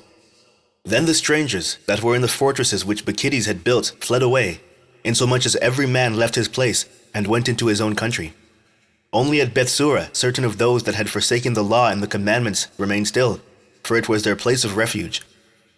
Now when King Alexander had heard what promises Demetrius had sent unto Jonathan, when also it was told him of the battles and noble acts which he and his brethren had done, and of the pains that they had endured, he said, Shall we find such another man? Now therefore we will make him our friend and confederate. Upon this he wrote a letter, and sent it unto him according to these words, saying, King Alexander, to his brother Jonathan sendeth greeting. We have heard of thee, that thou art a man of great power, and meet to be our friend. Wherefore now this day we ordain thee to be the high priest of thy nation, and to be called the king's friend. And therewithal he sent him a purple robe and a crown of gold, and require thee to take our part, and keep friendship with us. So in the 7th month of the 160th year, at the Feast of Tabernacles, Jonathan put on his holy robe, and gathered together forces, and provided much armor. Whereof, when Demetrius heard, he was very sorry, and said, What have we done that Alexander hath prevented us in making amity with the Jews to strengthen himself? I will also write unto them words of encouragement, and promise them dignities and gifts, that I may have their aid. He sent unto them therefore to this effect, King Demetrius unto the people of the Jews sendeth greeting. Whereas you have kept covenants with us, and continued in our friendship, not joining yourselves with our enemies, we have heard hereof and are glad. Wherefore now continue ye still to be faithful unto us, and we will well recompense you for the things you do in our behalf, and will grant you many immunities and give you rewards. And now I do free you, and for your sake I release all the Jews from tributes, and from the customs of salt, and from crown taxes, and from that which appertaineth unto me, to receive for the 3rd part of the seed, and the half of the fruit of the trees. I release it from thee this day forth, so that they shall not be taken of the land of Judea, nor of the 3 governments which are added thereunto out of the country of Samaria and Galilee, from this day forth forevermore. Let Jerusalem also be holy and free, with the borders thereof, both from tenths and tributes. And as for the tower which is at Jerusalem, I yield up my authority over it, and give it to the high priest, that he may set in it such men as he shall choose to keep it. Moreover, I freely set at liberty every one of the Jews that were carried away captives out of the land of Judea into any part of my kingdom. And I will that all my officers remit the tributes, even of their cattle.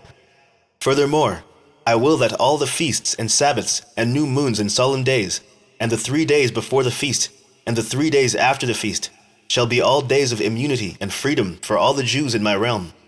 Also, no man shall have authority to meddle with them, or to molest any of them in any matter. I will further that there be enrolled amongst the king's forces about 30,000 men of the Jews, unto whom pay shall be given, as belongeth to all the king's forces. And of them some shall be placed in the king's strongholds, of whom also some shall be set over the affairs of the kingdom, which are of trust. And I will that their overseers and governors be of themselves, and that they live after their own laws, even as the king hath commanded in the land of Judea. And concerning the 3 governments that are added to Judea from the country of Samaria, let them be joined with Judea, that they may be reckoned to be under one, nor bound to obey other authority than the high priests. As for Ptolemaeus and the land pertaining thereto, I give it as a free gift to the sanctuary at Jerusalem, for the necessary expenses of the sanctuary. Moreover, I give every year 15,000 shekels of silver out of the king's accounts from the places appertaining, and all the overplus which the officers paid not in as in former time, from henceforth shall be given towards the works of the temple. And besides this, the 5,000 shekels of silver, which they took from the uses of the temple, out of the accounts year by year, even those things shall be released, because they appertain to the priests that minister. And whosoever they be that flee unto the temple at Jerusalem, or be within the liberties thereof, being indebted unto the king, or for any other matter, let them be at liberty, and all that they have in my realm. For the building also and repairing of the works of the sanctuary expenses shall be given of the king's accounts. Yea, and for the building of the walls of Jerusalem, and the fortifying thereof round about, expenses shall be given out of the king's accounts, as also for building of the walls in Judea. Now when Jonathan and the people heard these words, they gave no credit unto them, nor received them, because they remembered the great evil that he had done in Israel, for he had afflicted them very sore. But with Alexander they were well pleased, because he was the first that entreated of true peace with them, and they were confederate with him always. Then gathered King Alexander great forces, and camped over against Demetrius, and after the 2 kings had joined battle, Demetrius' host fled, but Alexander followed after him, and prevailed against them. And he continued the battle very sore until the sun went down, and that day was Demetrius slain. Afterward Alexander sent ambassadors to Ptolemy king of Egypt, with a message to this effect: Forsomuch as I am come again to my realm, and am set in the throne of my progenitors, and have gotten the dominion, and overthrown Demetrius, and recovered our country, for after I had joined battle with him, both he and his host was discomfited by us, so that we sit in the throne of his kingdom. Now therefore let us make a league of amity together, and give me now thy daughter to wife, and I will be thy son-in-law, and will give both thee and her gifts according to thy dignity. Then Ptolemy the king gave answer, saying, Happy be the day wherein thou didst return into the land of thy fathers, and sattest in the throne of their kingdom. And now will I do thee as thou hast written. Meet me therefore at Ptolemais, that we may see one another, for I will marry my daughter to thee according to thy desire. So Ptolemy went out of Egypt with his daughter Cleopatra, and they came unto Ptolemais in the 162nd year, where King Alexander meeting him gave unto him his daughter Cleopatra, and celebrated her marriage at Ptolemais with great glory, as the manner of kings is. Now King Alexander had written unto Jonathan that he should come and meet him, who thereupon went honorably to Ptolemais, where he met the 2 kings, and gave them and their friends silver and gold, and many presents, and found favor in their sight. At that time certain pestilent fellows of Israel, men of a wicked life, assembled themselves against him to accuse him, but the king would not hear them. Yea, more than that, the king commanded to take off his garments, and clothe him in purple, and they did so. Also he made him sit by himself, and said unto his princes, Go with him into the midst of the city, and make proclamation, that no man complain against him of any matter, and that no man trouble him for any manner of cause. Now when his accusers saw that he was honored according to the proclamation, and clothed in purple, they fled all away. So the king honored him, and wrote him amongst his chief friends, and made him a duke, and partaker of his dominion. Afterward Jonathan returned to Jerusalem with peace and gladness. Furthermore, in the 165th year came Demetrius, son of Demetrius, out of Crete, into the land of his fathers, whereof, when King Alexander heard tell, he was right sorry, and turned into Antioch.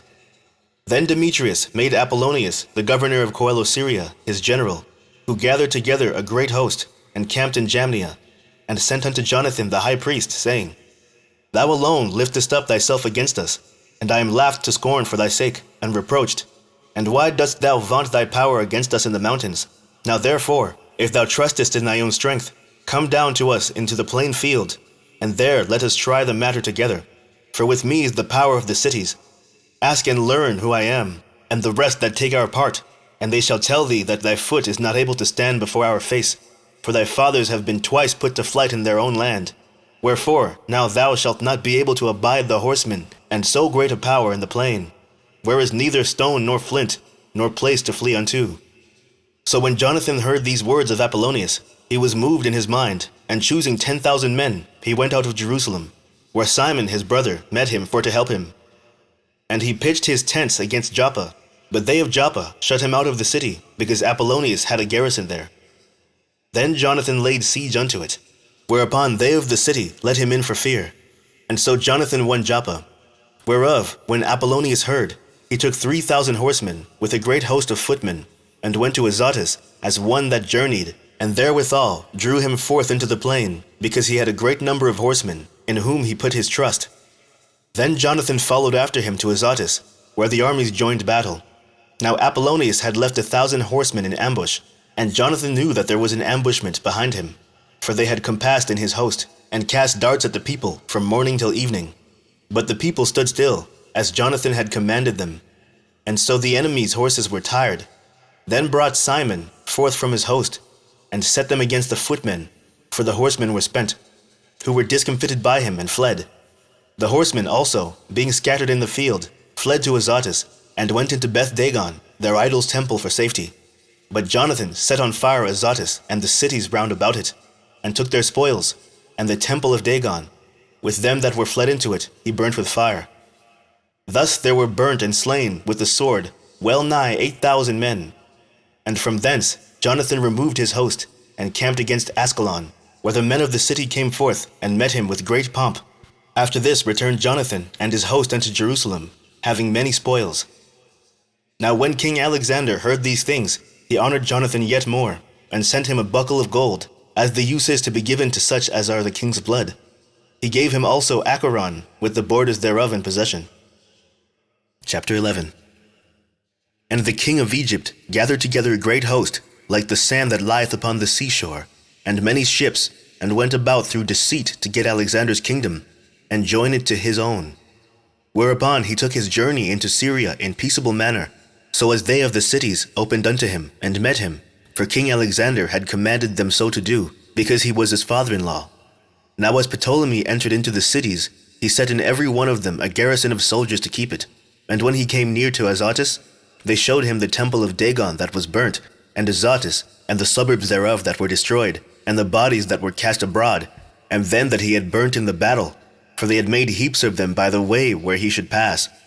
Also, they told the king whatsoever Jonathan had done, to the intent he might blame him. But the king held his peace. Then Jonathan met the king with great pomp at Joppa, where they saluted one another, and lodged. Afterward Jonathan, when he had gone with the king to the river called Eleutherus, returned again to Jerusalem. King Ptolemy therefore, having gotten the dominion of the cities by the sea unto Seleucia upon the seacoast, imagined wicked counsels against Alexander. Whereupon he sent ambassadors unto King Demetrius, saying, Come, let us make a league betwixt us, and I will give thee my daughter, whom Alexander hath, and thou shalt reign in thy father's kingdom. For I repent that I gave my daughter unto him, for he sought to slay me. Thus did he slander him, because he was desirous of his kingdom. Wherefore he took his daughter from him, and gave her to Demetrius, and forsook Alexander, so that their hatred was openly known. Then Ptolemy entered into Antioch, where he set 2 crowns upon his head, the crown of Asia and of Egypt. In the mean season was King Alexander in Sicilia, because those that dwelt in those parts had revolted from him. But when Alexander heard of this, he came to war against him. Whereupon King Ptolemy brought forth his host, and met him with a mighty power, and put him to flight. So Alexander fled into Arabia, there to be defended. But King Ptolemy was exalted. For Zabdiel the Arabian took off Alexander's head, and sent it unto Ptolemy. King Ptolemy also died the 3rd day after, and they that were in the strongholds were slain one of another. By this means Demetrius reigned in the 167th year. At the same time Jonathan gathered together them that were in Judea to take the tower that was in Jerusalem, and he made many engines of war against it. Then certain ungodly persons who hated their own people went unto the king and told him that Jonathan besieged the tower. Whereof when he heard, he was angry, and immediately removing, he came to Ptolemaeus, and wrote unto Jonathan that he should not lay siege to the tower, but come and speak with him at Ptolemaeus in great haste. Nevertheless, Jonathan, when he heard this, commanded to besiege it still. And he chose certain of the elders of Israel and the priests, and put himself in peril, and took silver and gold and raiment, and divers presents besides, and went to Ptolemais unto the king, where he found favor in his sight. And though certain ungodly men of the people had made complaints against him, yet the king entreated him, as his predecessors had done before, and promoted him in the sight of all his friends, and confirmed him in the high priesthood, and in all the honors that he had before, and gave him preeminence among his chief friends. Then Jonathan desired the king that he would make Judea free from tribute, as also the 3 governments with the country of Samaria, and he promised him 300 talents. So the king consented, and wrote letters unto Jonathan of all these things after this manner. King Demetrius, unto his brother Jonathan, and unto the nation of the Jews, sendeth greeting.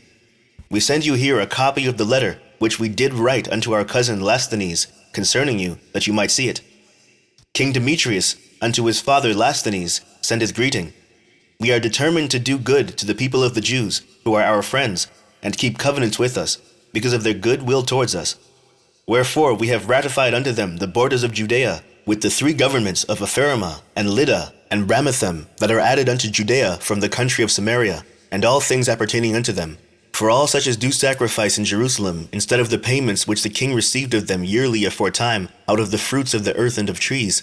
And as for other things that belong unto us, of the tithes and customs pertaining unto us, as also the salt pits, and the crown taxes, which are due unto us, we discharge them of them all for their relief, and nothing hereof shall be revoked from this time forth forever. Now therefore see that thou make a copy of these things, and let it be delivered unto Jonathan, and set upon the holy mount in a conspicuous place. After this, when King Demetrius saw that the land was quiet before him, and that no resistance was made against him, he sent away all his forces, every one to his own place, except certain bands of strangers whom he had gathered from the isles of the heathen. Wherefore all the forces of his fathers hated him. Moreover, there was one in Tryphon, that had been of Alexander's part afore, who, seeing that all the host murmured against Demetrius, went to Simulcue the Arabian, that brought up Antiochus the young son of Alexander, and lay sore upon him, to deliver him this young Antiochus, that he might reign in his father's stead. He told him therefore all that Demetrius had done, and how his men of war were at enmity with him, and there he remained a long season. And in the meantime Jonathan sent unto King Demetrius, that he would cast those of the tower out of Jerusalem, and those also in the fortresses, for they fought against Israel. So Demetrius sent unto Jonathan, saying, I will not only do this for thee and thy people, but I will greatly honor thee and thy nation, if opportunity serve. Now therefore thou shalt do well if thou send me men to help me, for all my forces are gone from me. Upon this Jonathan sent him 3,000 strong men unto Antioch. And when they came to the king was very glad of their coming. Howbeit, they that were of the city gathered themselves together into the midst of the city, to the number of 120,000 men, and would have slain the king. Wherefore the king fled into the court, but they of the city kept the passages of the city, and began to fight. Then the king called to the Jews for help, who came unto him all at once, and dispersing themselves through the city, slew that day in the city to the number of 100,000. Also they set fire on the city, and got many spoils that day, and delivered the king. So when they of the city saw that the Jews had got the city as they would, their courage was abated. Wherefore they made supplication to the king, and cried, saying, Grant us peace, and let the Jews cease from assaulting us in the city. With that they cast away their weapons, and made peace. And the Jews were honored in the sight of the king, and in the sight of all that were in his realm. And they returned to Jerusalem, having great spoils. So King Demetrius sat on the throne of his kingdom, and the land was quiet before him. Nevertheless, he dissembled in all that ever he spoke, and estranged himself from Jonathan. Neither rewarded he him according to the benefits which he had received of him, but troubled him very sore. After this returned Tryphon, and with him the young child Antiochus, who reigned and was crowned. Then there gathered unto him all the men of war whom Demetrius had put away, and they fought against Demetrius, who turned his back and fled. Moreover, Tryphon took the elephants, and won Antioch. At that time young Antiochus wrote unto Jonathan, saying, I confirm thee in the high priesthood, and appoint thee ruler over the 4 governments, and to be one of the king's friends. Upon this he sent him golden vessels to be served in, and gave him leave to drink in gold, and to be clothed in purple, and to wear a golden buckle. His brother Simon also he made captain from the place called the Ladder of Tyrus unto the borders of Egypt. Then Jonathan went forth, and passed through the cities beyond the water, and all the forces of Syria gathered themselves unto him for to help him. And when he came to Ascalon, they of the city met him honorably. From whence he went to Gaza, but they of Gaza shut him out. Wherefore he laid siege unto it, and burnt the suburbs thereof with fire, and spoiled them. Afterward, when they of Gaza made supplication unto Jonathan, he made peace with them, and took the sons of the chief men for hostages, and sent them to Jerusalem, and passed through the country unto Damascus. Now when Jonathan heard that Demetrius' princes were come to Cades, which is in Galilee, with a great power, purposing to remove him out of the country, he went to meet them, and left Simon his brother in the country. Then Simon encamped against Bethsura, and fought against it a long season, and shut it up. But they desired to have peace with him, which he granted them, and then put them out from thence, and took the city, and set a garrison in it. As for Jonathan and his host, they pitched at the water of Gennesar, from whence betimes in the morning they got them to the plain of Nasor.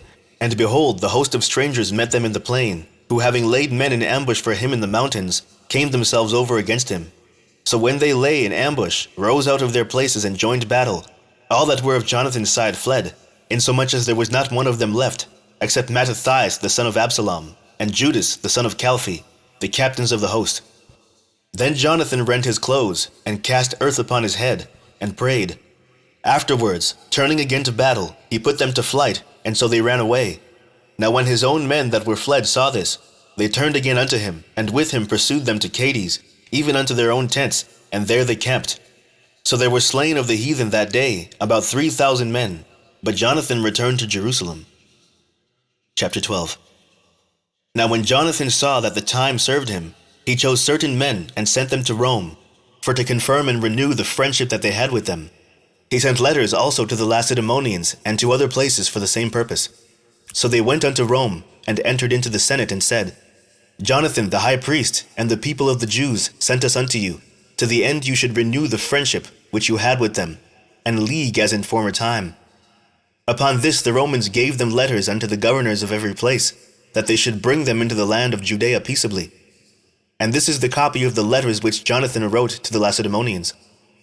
Jonathan the high priest, and the elders of the nation, and the priests, and the other people of the Jews, unto the Lacedaemonians their brethren, send greeting. There were letters sent in times past unto Onias the high priest from Darius, who reigned then among you, to signify that you are our brethren, as the copy here underwritten doth specify.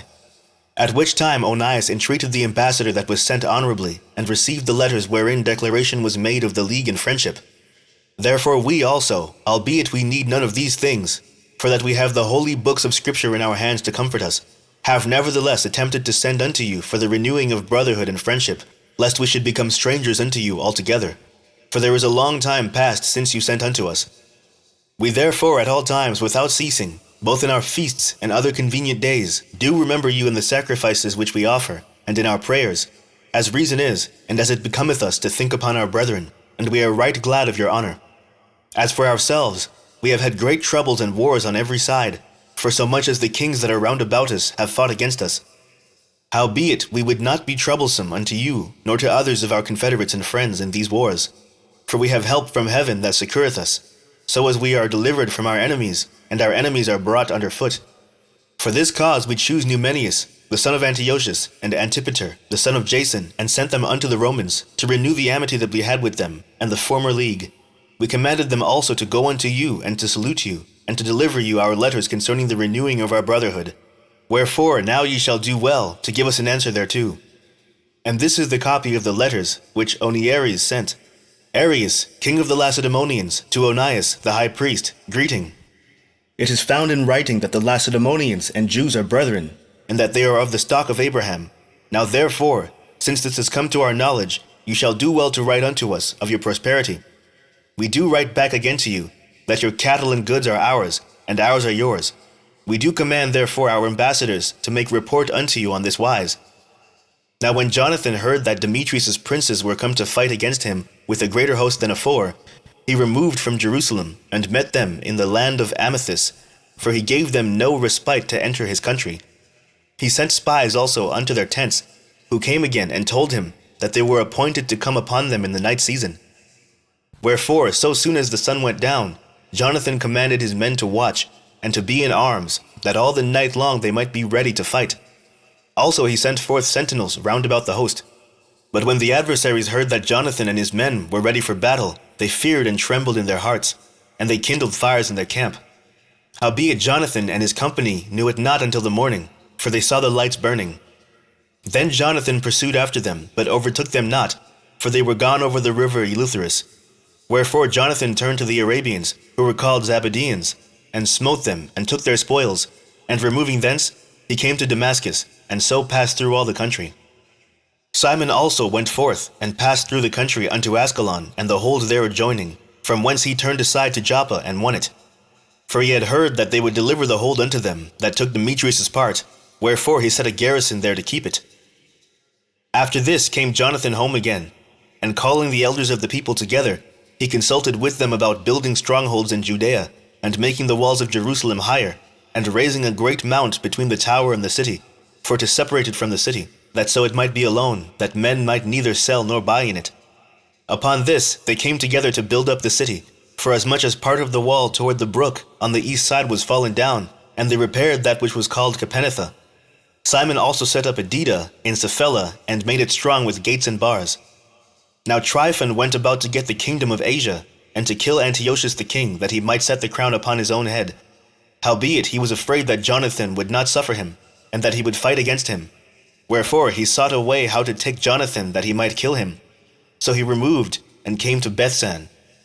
Now when Tryphon saw that Jonathan came with so great a force, he durst not stretch his hand against him, but received him honorably, and commended him unto all his friends, and gave him gifts, and commanded his men of war to be as obedient unto him as to himself. Unto Jonathan also he said, Why hast thou put all this people to so great trouble, seeing there is no war betwixt us? Therefore send them now home again, and choose a few men to wait on thee, and come thou with me to Ptolemais, for I will give it thee, and the rest of the strongholds and forces, and all that have any charge. As for me, I will return and depart, for this is the cause of my coming. So Jonathan, believing him, did as he bade him, and sent away his host, who went into the land of Judea. And with himself he retained but 3,000 men, of whom he sent 2,000 into Galilee, and 1,000 went with him. Now as soon as Jonathan entered into Ptolemais, they of Ptolemais shut the gates, and took him, and all them that came with him, they slew with the sword.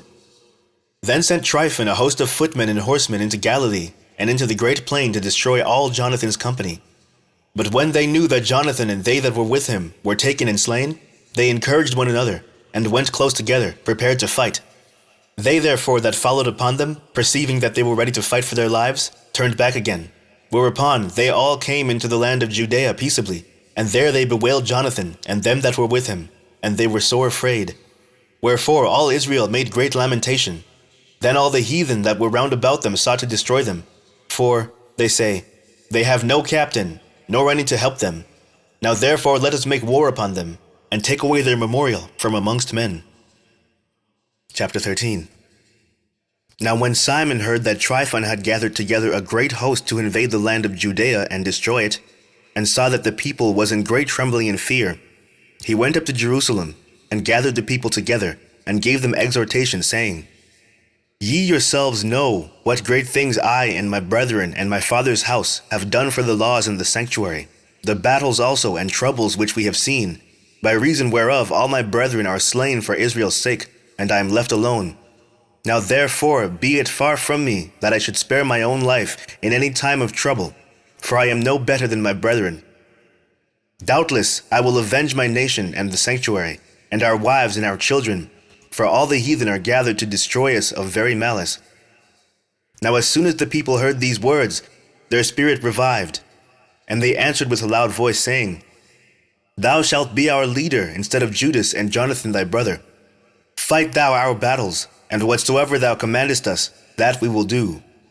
So then he gathered together all the men of war, and made haste to finish the walls of Jerusalem, and he fortified it round about. Also he sent Jonathan the son of Absalom, and with him a great power, to Joppa, who casting out them that were therein remained there in it. So Tryphon removed from Ptolemais with a great power to invade the land of Judea, and Jonathan was with him in ward. But Simon pitched his tents at Adida, over against the plain. Now when Tryphon knew that Simon was risen up instead of his brother Jonathan, and meant to join battle with him, he sent messengers unto him, saying, Whereas we have Jonathan thy brother in hold, it is for money that he is owing unto the king's treasure. concerning the business that was committed unto him. Wherefore now send 100 talents of silver, and 2 of his sons for hostages, that when he is at liberty he may not revolt from us, and we will let him go. Hereupon Simon, albeit he perceived that they spoke deceitfully unto him, yet sent he the money and the children, lest peradventure he should procure to himself great hatred of the people, who might have said, Because I sent him not the money and the children, therefore is Jonathan dead. So he sent them the children and the 100 talents. Howbeit Tryphon dissembled, neither would he let Jonathan go. And after this came Tryphon to invade the land and destroy it, going round about by the way that leadeth unto Adora. But Simon and his host marched against him in every place wheresoever he went. Now they that were in the tower sent messengers unto Tryphon, to the end that he should hasten his coming unto them by the wilderness, and send them victuals. Wherefore Tryphon made ready all his horsemen to come that night. But there fell a very great snow, by reason whereof he came not. So he departed, and came into the country of Galaad. And when he came near to Bascalma, he slew Jonathan, who was buried there. Afterward Tryphon returned and went into his own land. Then sent Simon, and took the bones of Jonathan his brother, and buried them in Modin, the city of his fathers. And all Israel made great lamentation for him, and bewailed him many days. Simon also built a monument upon the sepulchre of his father and his brethren, and raised it aloft to the sight, with hewn stone behind and before. Moreover, he set up 7 pyramids, one against another, for his father, and his mother, and his 4 brethren. And in these he made cunning devices, about the which he set great pillars, and upon the pillars he made all their armor for a perpetual memory, and by the armor ships carved, that they might be seen of all that sail on the sea. This is the sepulchre which he made at Modin, and it standeth yet unto this day. Now Tryphon dealt deceitfully with the young king Antiochus, and slew him. And he reigned in his stead, and crowned himself king of Asia, and brought a great calamity upon the land.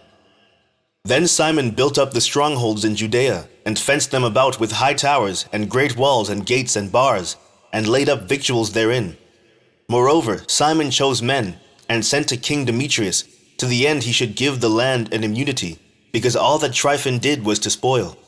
Unto whom King Demetrius answered and wrote after this manner: King Demetrius unto Simon the high priest, and friend of kings, as also unto the elders and nation of the Jews, sendeth greeting. The golden crown and the scarlet robe which he sent unto us we have received, and we are ready to make a steadfast peace with you. Yea, and to write unto our officers to confirm the immunities which we have granted. And whatsoever covenants we have made with you shall stand, and the strongholds which ye have built shall be your own. As for any oversight or fault committed unto this day, we forgive it, and the crown tax also which ye owe us. And if there were any other tribute paid in Jerusalem, it shall no more be paid. And look who are meet among you to be in our court, let them be enrolled, and let there be peace betwixt us. Thus the yoke of the heathen was taken away from Israel in the 170th year. Then the people of Israel began to write in their instruments and contracts, in the 1st year of Simon the high priest, the governor and leader of the Jews.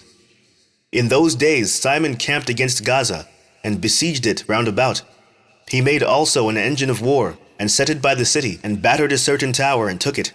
And they that were in the engine leapt out into the city, whereupon there was a great uproar in the city, insomuch as the people of the city rent their clothes, and climbed upon the walls with their wives and children, and cried with a loud voice, beseeching Simon to grant them peace. And they said, Deal not with us according to our wickedness, but according to thy mercy. So Simon was appeased towards them, and fought no more against them, but put them out of the city, and cleansed the houses wherein the idols were, and so entered into it with songs and thanksgiving. Yea, he put all uncleanness out of it, and placed such men there as would keep the law, and made it stronger than it was before, and built therein a dwelling place for himself. They also of the tower in Jerusalem were kept so strait that they could neither come forth, nor go into the city, nor buy, nor sell. Wherefore they were in great distress for want of victuals, and a great number of them perished through famine. Then cried they to Simon, beseeching him to be at one with them, which thing he granted them. And when he had put them out from thence, he cleansed the tower from pollutions, and entered into it the 23rd day of the 2nd month, in the 171st year, with thanksgiving and branches of palm trees, and with harps and cymbals, and with viols and hymns and songs, because there was destroyed a great enemy out of Israel. He ordained also that that day should be kept every year with gladness. Moreover, the hill of the temple that was by the tower he made stronger than it was, and there he dwelt himself with his company.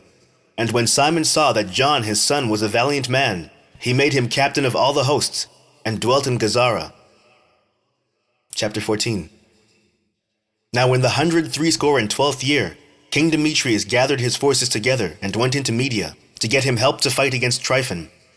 But when Arsaces, the king of Persia and Media, heard that Demetrius was entered within his borders, he sent one of his princes to take him alive, who went and smote the host of Demetrius, and took him, and brought him to Arsaces, by whom he was put in ward. As for the land of Judea, that was quiet all the days of Simon, for he sought the good of his nation in such wise, as that evermore his authority and honor pleased them well. And as he was honorable in all his acts, so in this, that he took Joppa for a haven, and made an entrance to the isles of the sea, and enlarged the bounds of his nation, and recovered the country, and gathered together a great number of captives, and had the dominion of Gazara, and Bethsura, and the tower out of the which he took all uncleanness, neither was there any that resisted him. Then did they till their ground in peace, and the earth gave her increase, and the trees of the field their fruit. The ancient men sat all in the streets, communing together of good things, and the young men put on glorious and warlike apparel. He provided victuals for the cities, and set in them all manner of munition, so that his honorable name was renowned unto the end of the world. He made peace in the land, and Israel rejoiced with great joy. For every man sat under his vine, and his fig tree, and there was none to fray them, neither was there any left in the land to fight against them.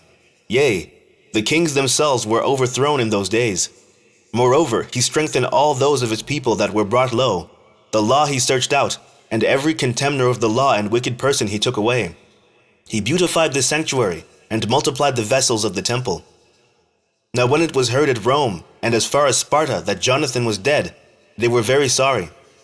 But as soon as they heard that his brother Simon was made high priest in his stead, and ruled the country and the cities therein, they wrote unto him in tablets of brass, to renew the friendship and league which they had made with Judas and Jonathan his brethren, which writings were read before the congregation at Jerusalem.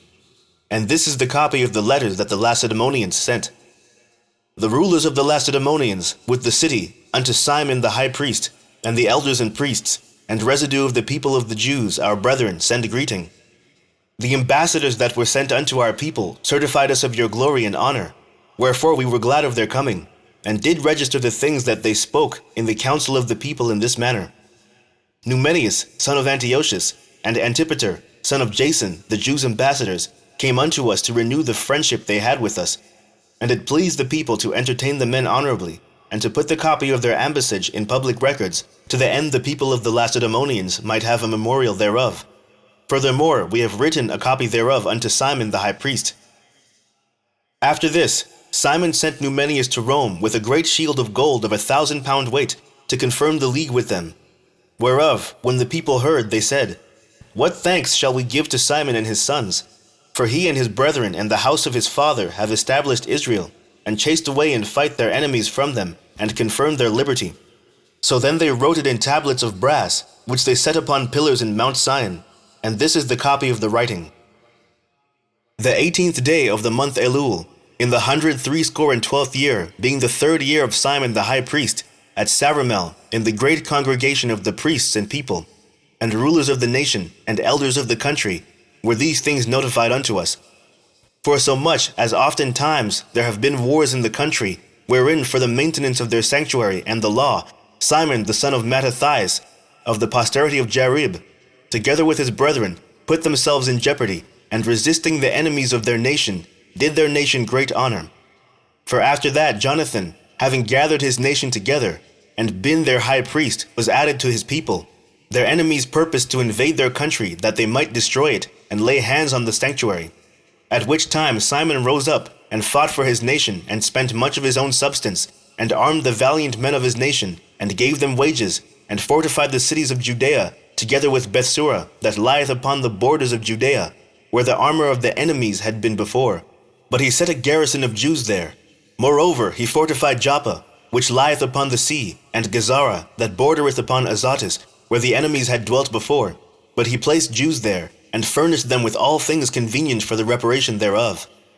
The people, therefore, seeing the acts of Simon, and unto what glory he thought to bring his nation, made him their governor and chief priest, because he had done all these things, and for the justice and faith which he kept to his nation, and for that he sought by all means to exalt his people. For in his time things prospered in his hands, so that the heathen were taken out of their country, and they also that were in the city of David in Jerusalem, who had made themselves a tower, out of which they issued and polluted all about the sanctuary, and did much hurt in the holy place. But he placed Jews therein, and fortified it for the safety of the country and the city, and raised up the walls of Jerusalem. King Demetrius also confirmed him in the high priesthood, according to those things, and made him one of his friends, and honored him with great honor. For he had heard say, that the Romans had called the Jews their friends and confederates and brethren, and that they had entertained the ambassadors of Simon honorably. Also that the Jews and priests were well pleased that Simon should be their governor and high priest forever until there should arise a faithful prophet. Moreover, that he should be their captain, and should take charge of the sanctuary, to set them over their works, and over the country, and over the armor, and over the fortresses, that, I say, he should take charge of the sanctuary. Besides this, that he should be obeyed of every man, and that all the writings in the country should be made in his name, and that he should be clothed in purple, and wear gold. Also that it should be lawful for none of the people or priests to break any of these things, or to gainsay his words, or to gather an assembly in the country without him, or to be clothed in purple, or wear a buckle of gold. And whosoever should do otherwise, or break any of these things, he should be punished. Thus it liked all the people to deal with Simon, and to do as hath been said. Then Simon accepted hereof, and was well pleased to be high priest, and captain, and governor of the Jews and priests, and to defend them all. So they commanded that this writing should be put in tablets of brass, and that they should be set up within the compass of the sanctuary, in a conspicuous place.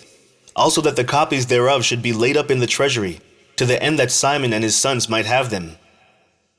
Chapter 15.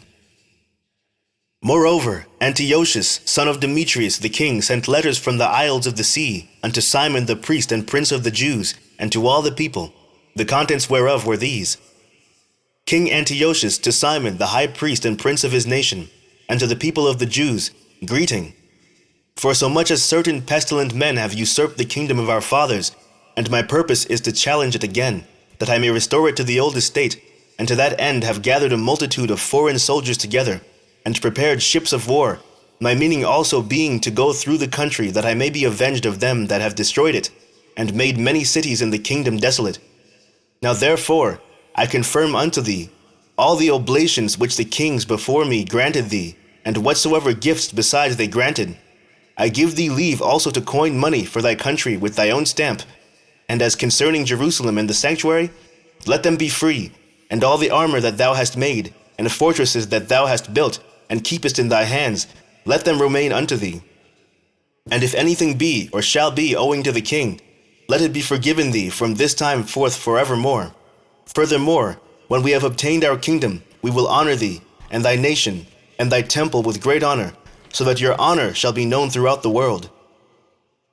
In the 164th year went Antiochus into the land of his fathers, at which time all the forces came together unto him, so that few were left with Tryphon. Wherefore, being pursued by King Antiochus, he fled unto Dora, which lieth by the seaside. For he saw that troubles came upon him all at once, and that his forces had forsaken him. Then camped Antiochus against Dora, having with him 120,000 men of war, and 8,000 horsemen. And when he had compassed the city round about, and joined ships close to the town on the seaside, he vexed the city by land and by sea, neither suffered he any to go out or in. In the mean season came Numenius and his company from Rome, having letters to the kings and countries, wherein were written these things. Lucius, consul of the Romans, unto King Ptolemy, greeting. The Jews' ambassadors, our friends and confederates, came unto us to renew the old friendship and league, being sent from Simon the high priest, and from the people of the Jews, and they brought a shield of gold of 1,000 pounds.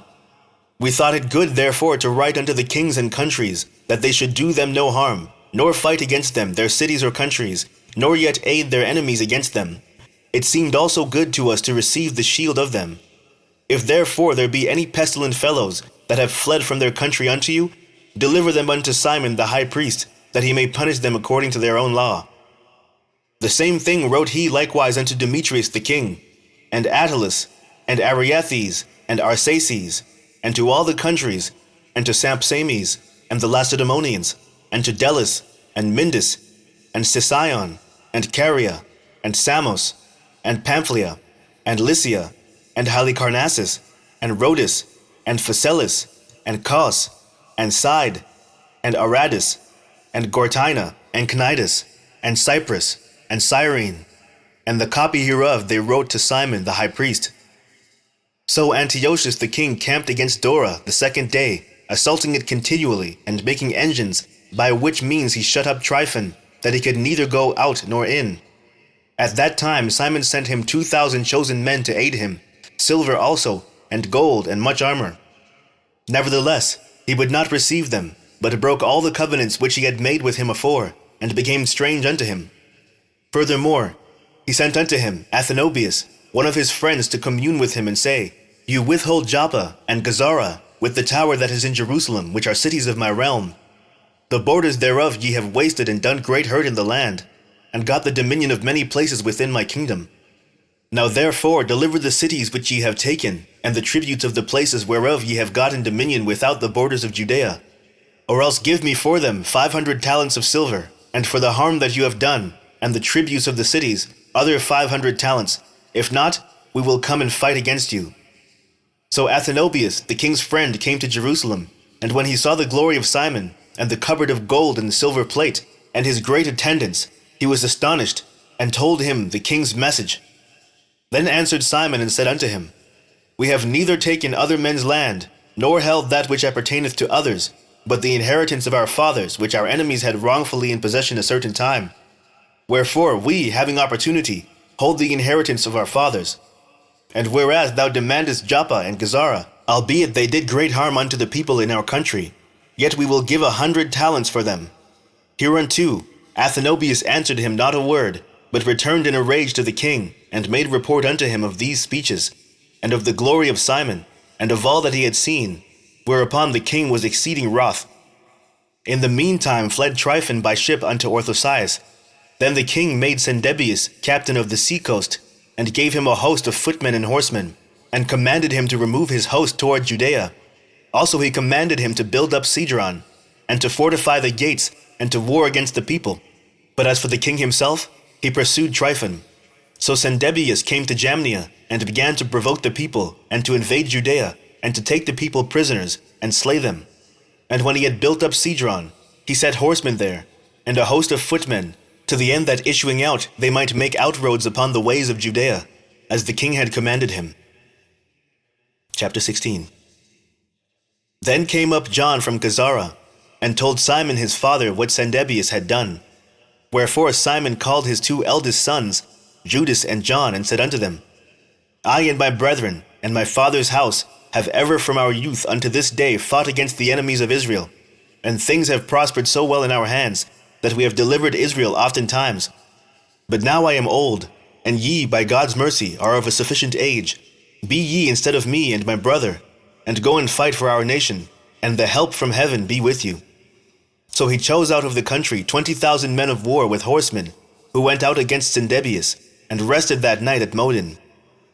And when as they rose in the morning, and went into the plain, behold, a mighty great host both of footmen and horsemen came against them. Howbeit there was a water brook betwixt them. So he and his people pitched over against them. And when he saw that the people were afraid to go over the water brook, he went first over himself, and then the men seeing him passed through after him. That done, he divided his men, and set the horsemen in the midst of the footmen, for the enemy's horsemen were very many. Then sounded they with the holy trumpets, whereupon Sendebius and his host were put to flight, so that many of them were slain, and the remnant got them to the stronghold. At that time was Judas, John's brother, wounded, but John still followed after them, until he came to Cedron, which Sendebius had built.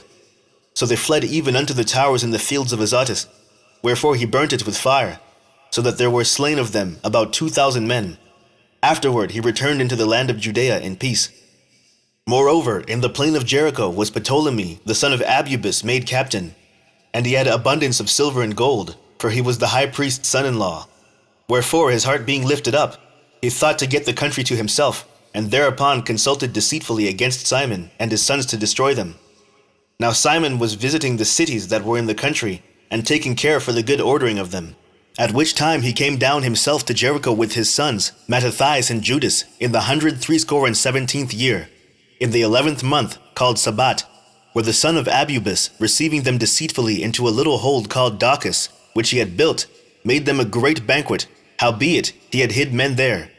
So when Simon and his sons had drunk largely, Ptolemy and his men rose up, and took their weapons, and came upon Simon into the banqueting place, and slew him and his 2 sons and certain of his servants, in which doing he committed a great treachery, and recompensed evil for good.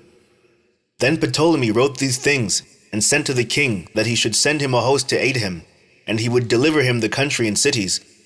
He sent others also to Gazara to kill John, and unto the tribunes he sent letters to come unto him, that he might give them silver and gold and rewards, and others he sent to take Jerusalem, and the mountain of the temple. Now one had run afore to Gazara, and told John that his father and brethren were slain, and, quoth he, Ptolemy hath sent to slay thee also. Hereof when he heard, he was sore astonished, so he laid hands on them that were come to destroy him, and slew them, for he knew that they sought to make him away. As concerning the rest of the acts of John, and his wars, and worthy deeds which he did, and the building of the walls which he made, and his doings, behold, these are written in the chronicles of his priesthood, from the time he was made high priest after his father. The end of the first book of the Maccabees.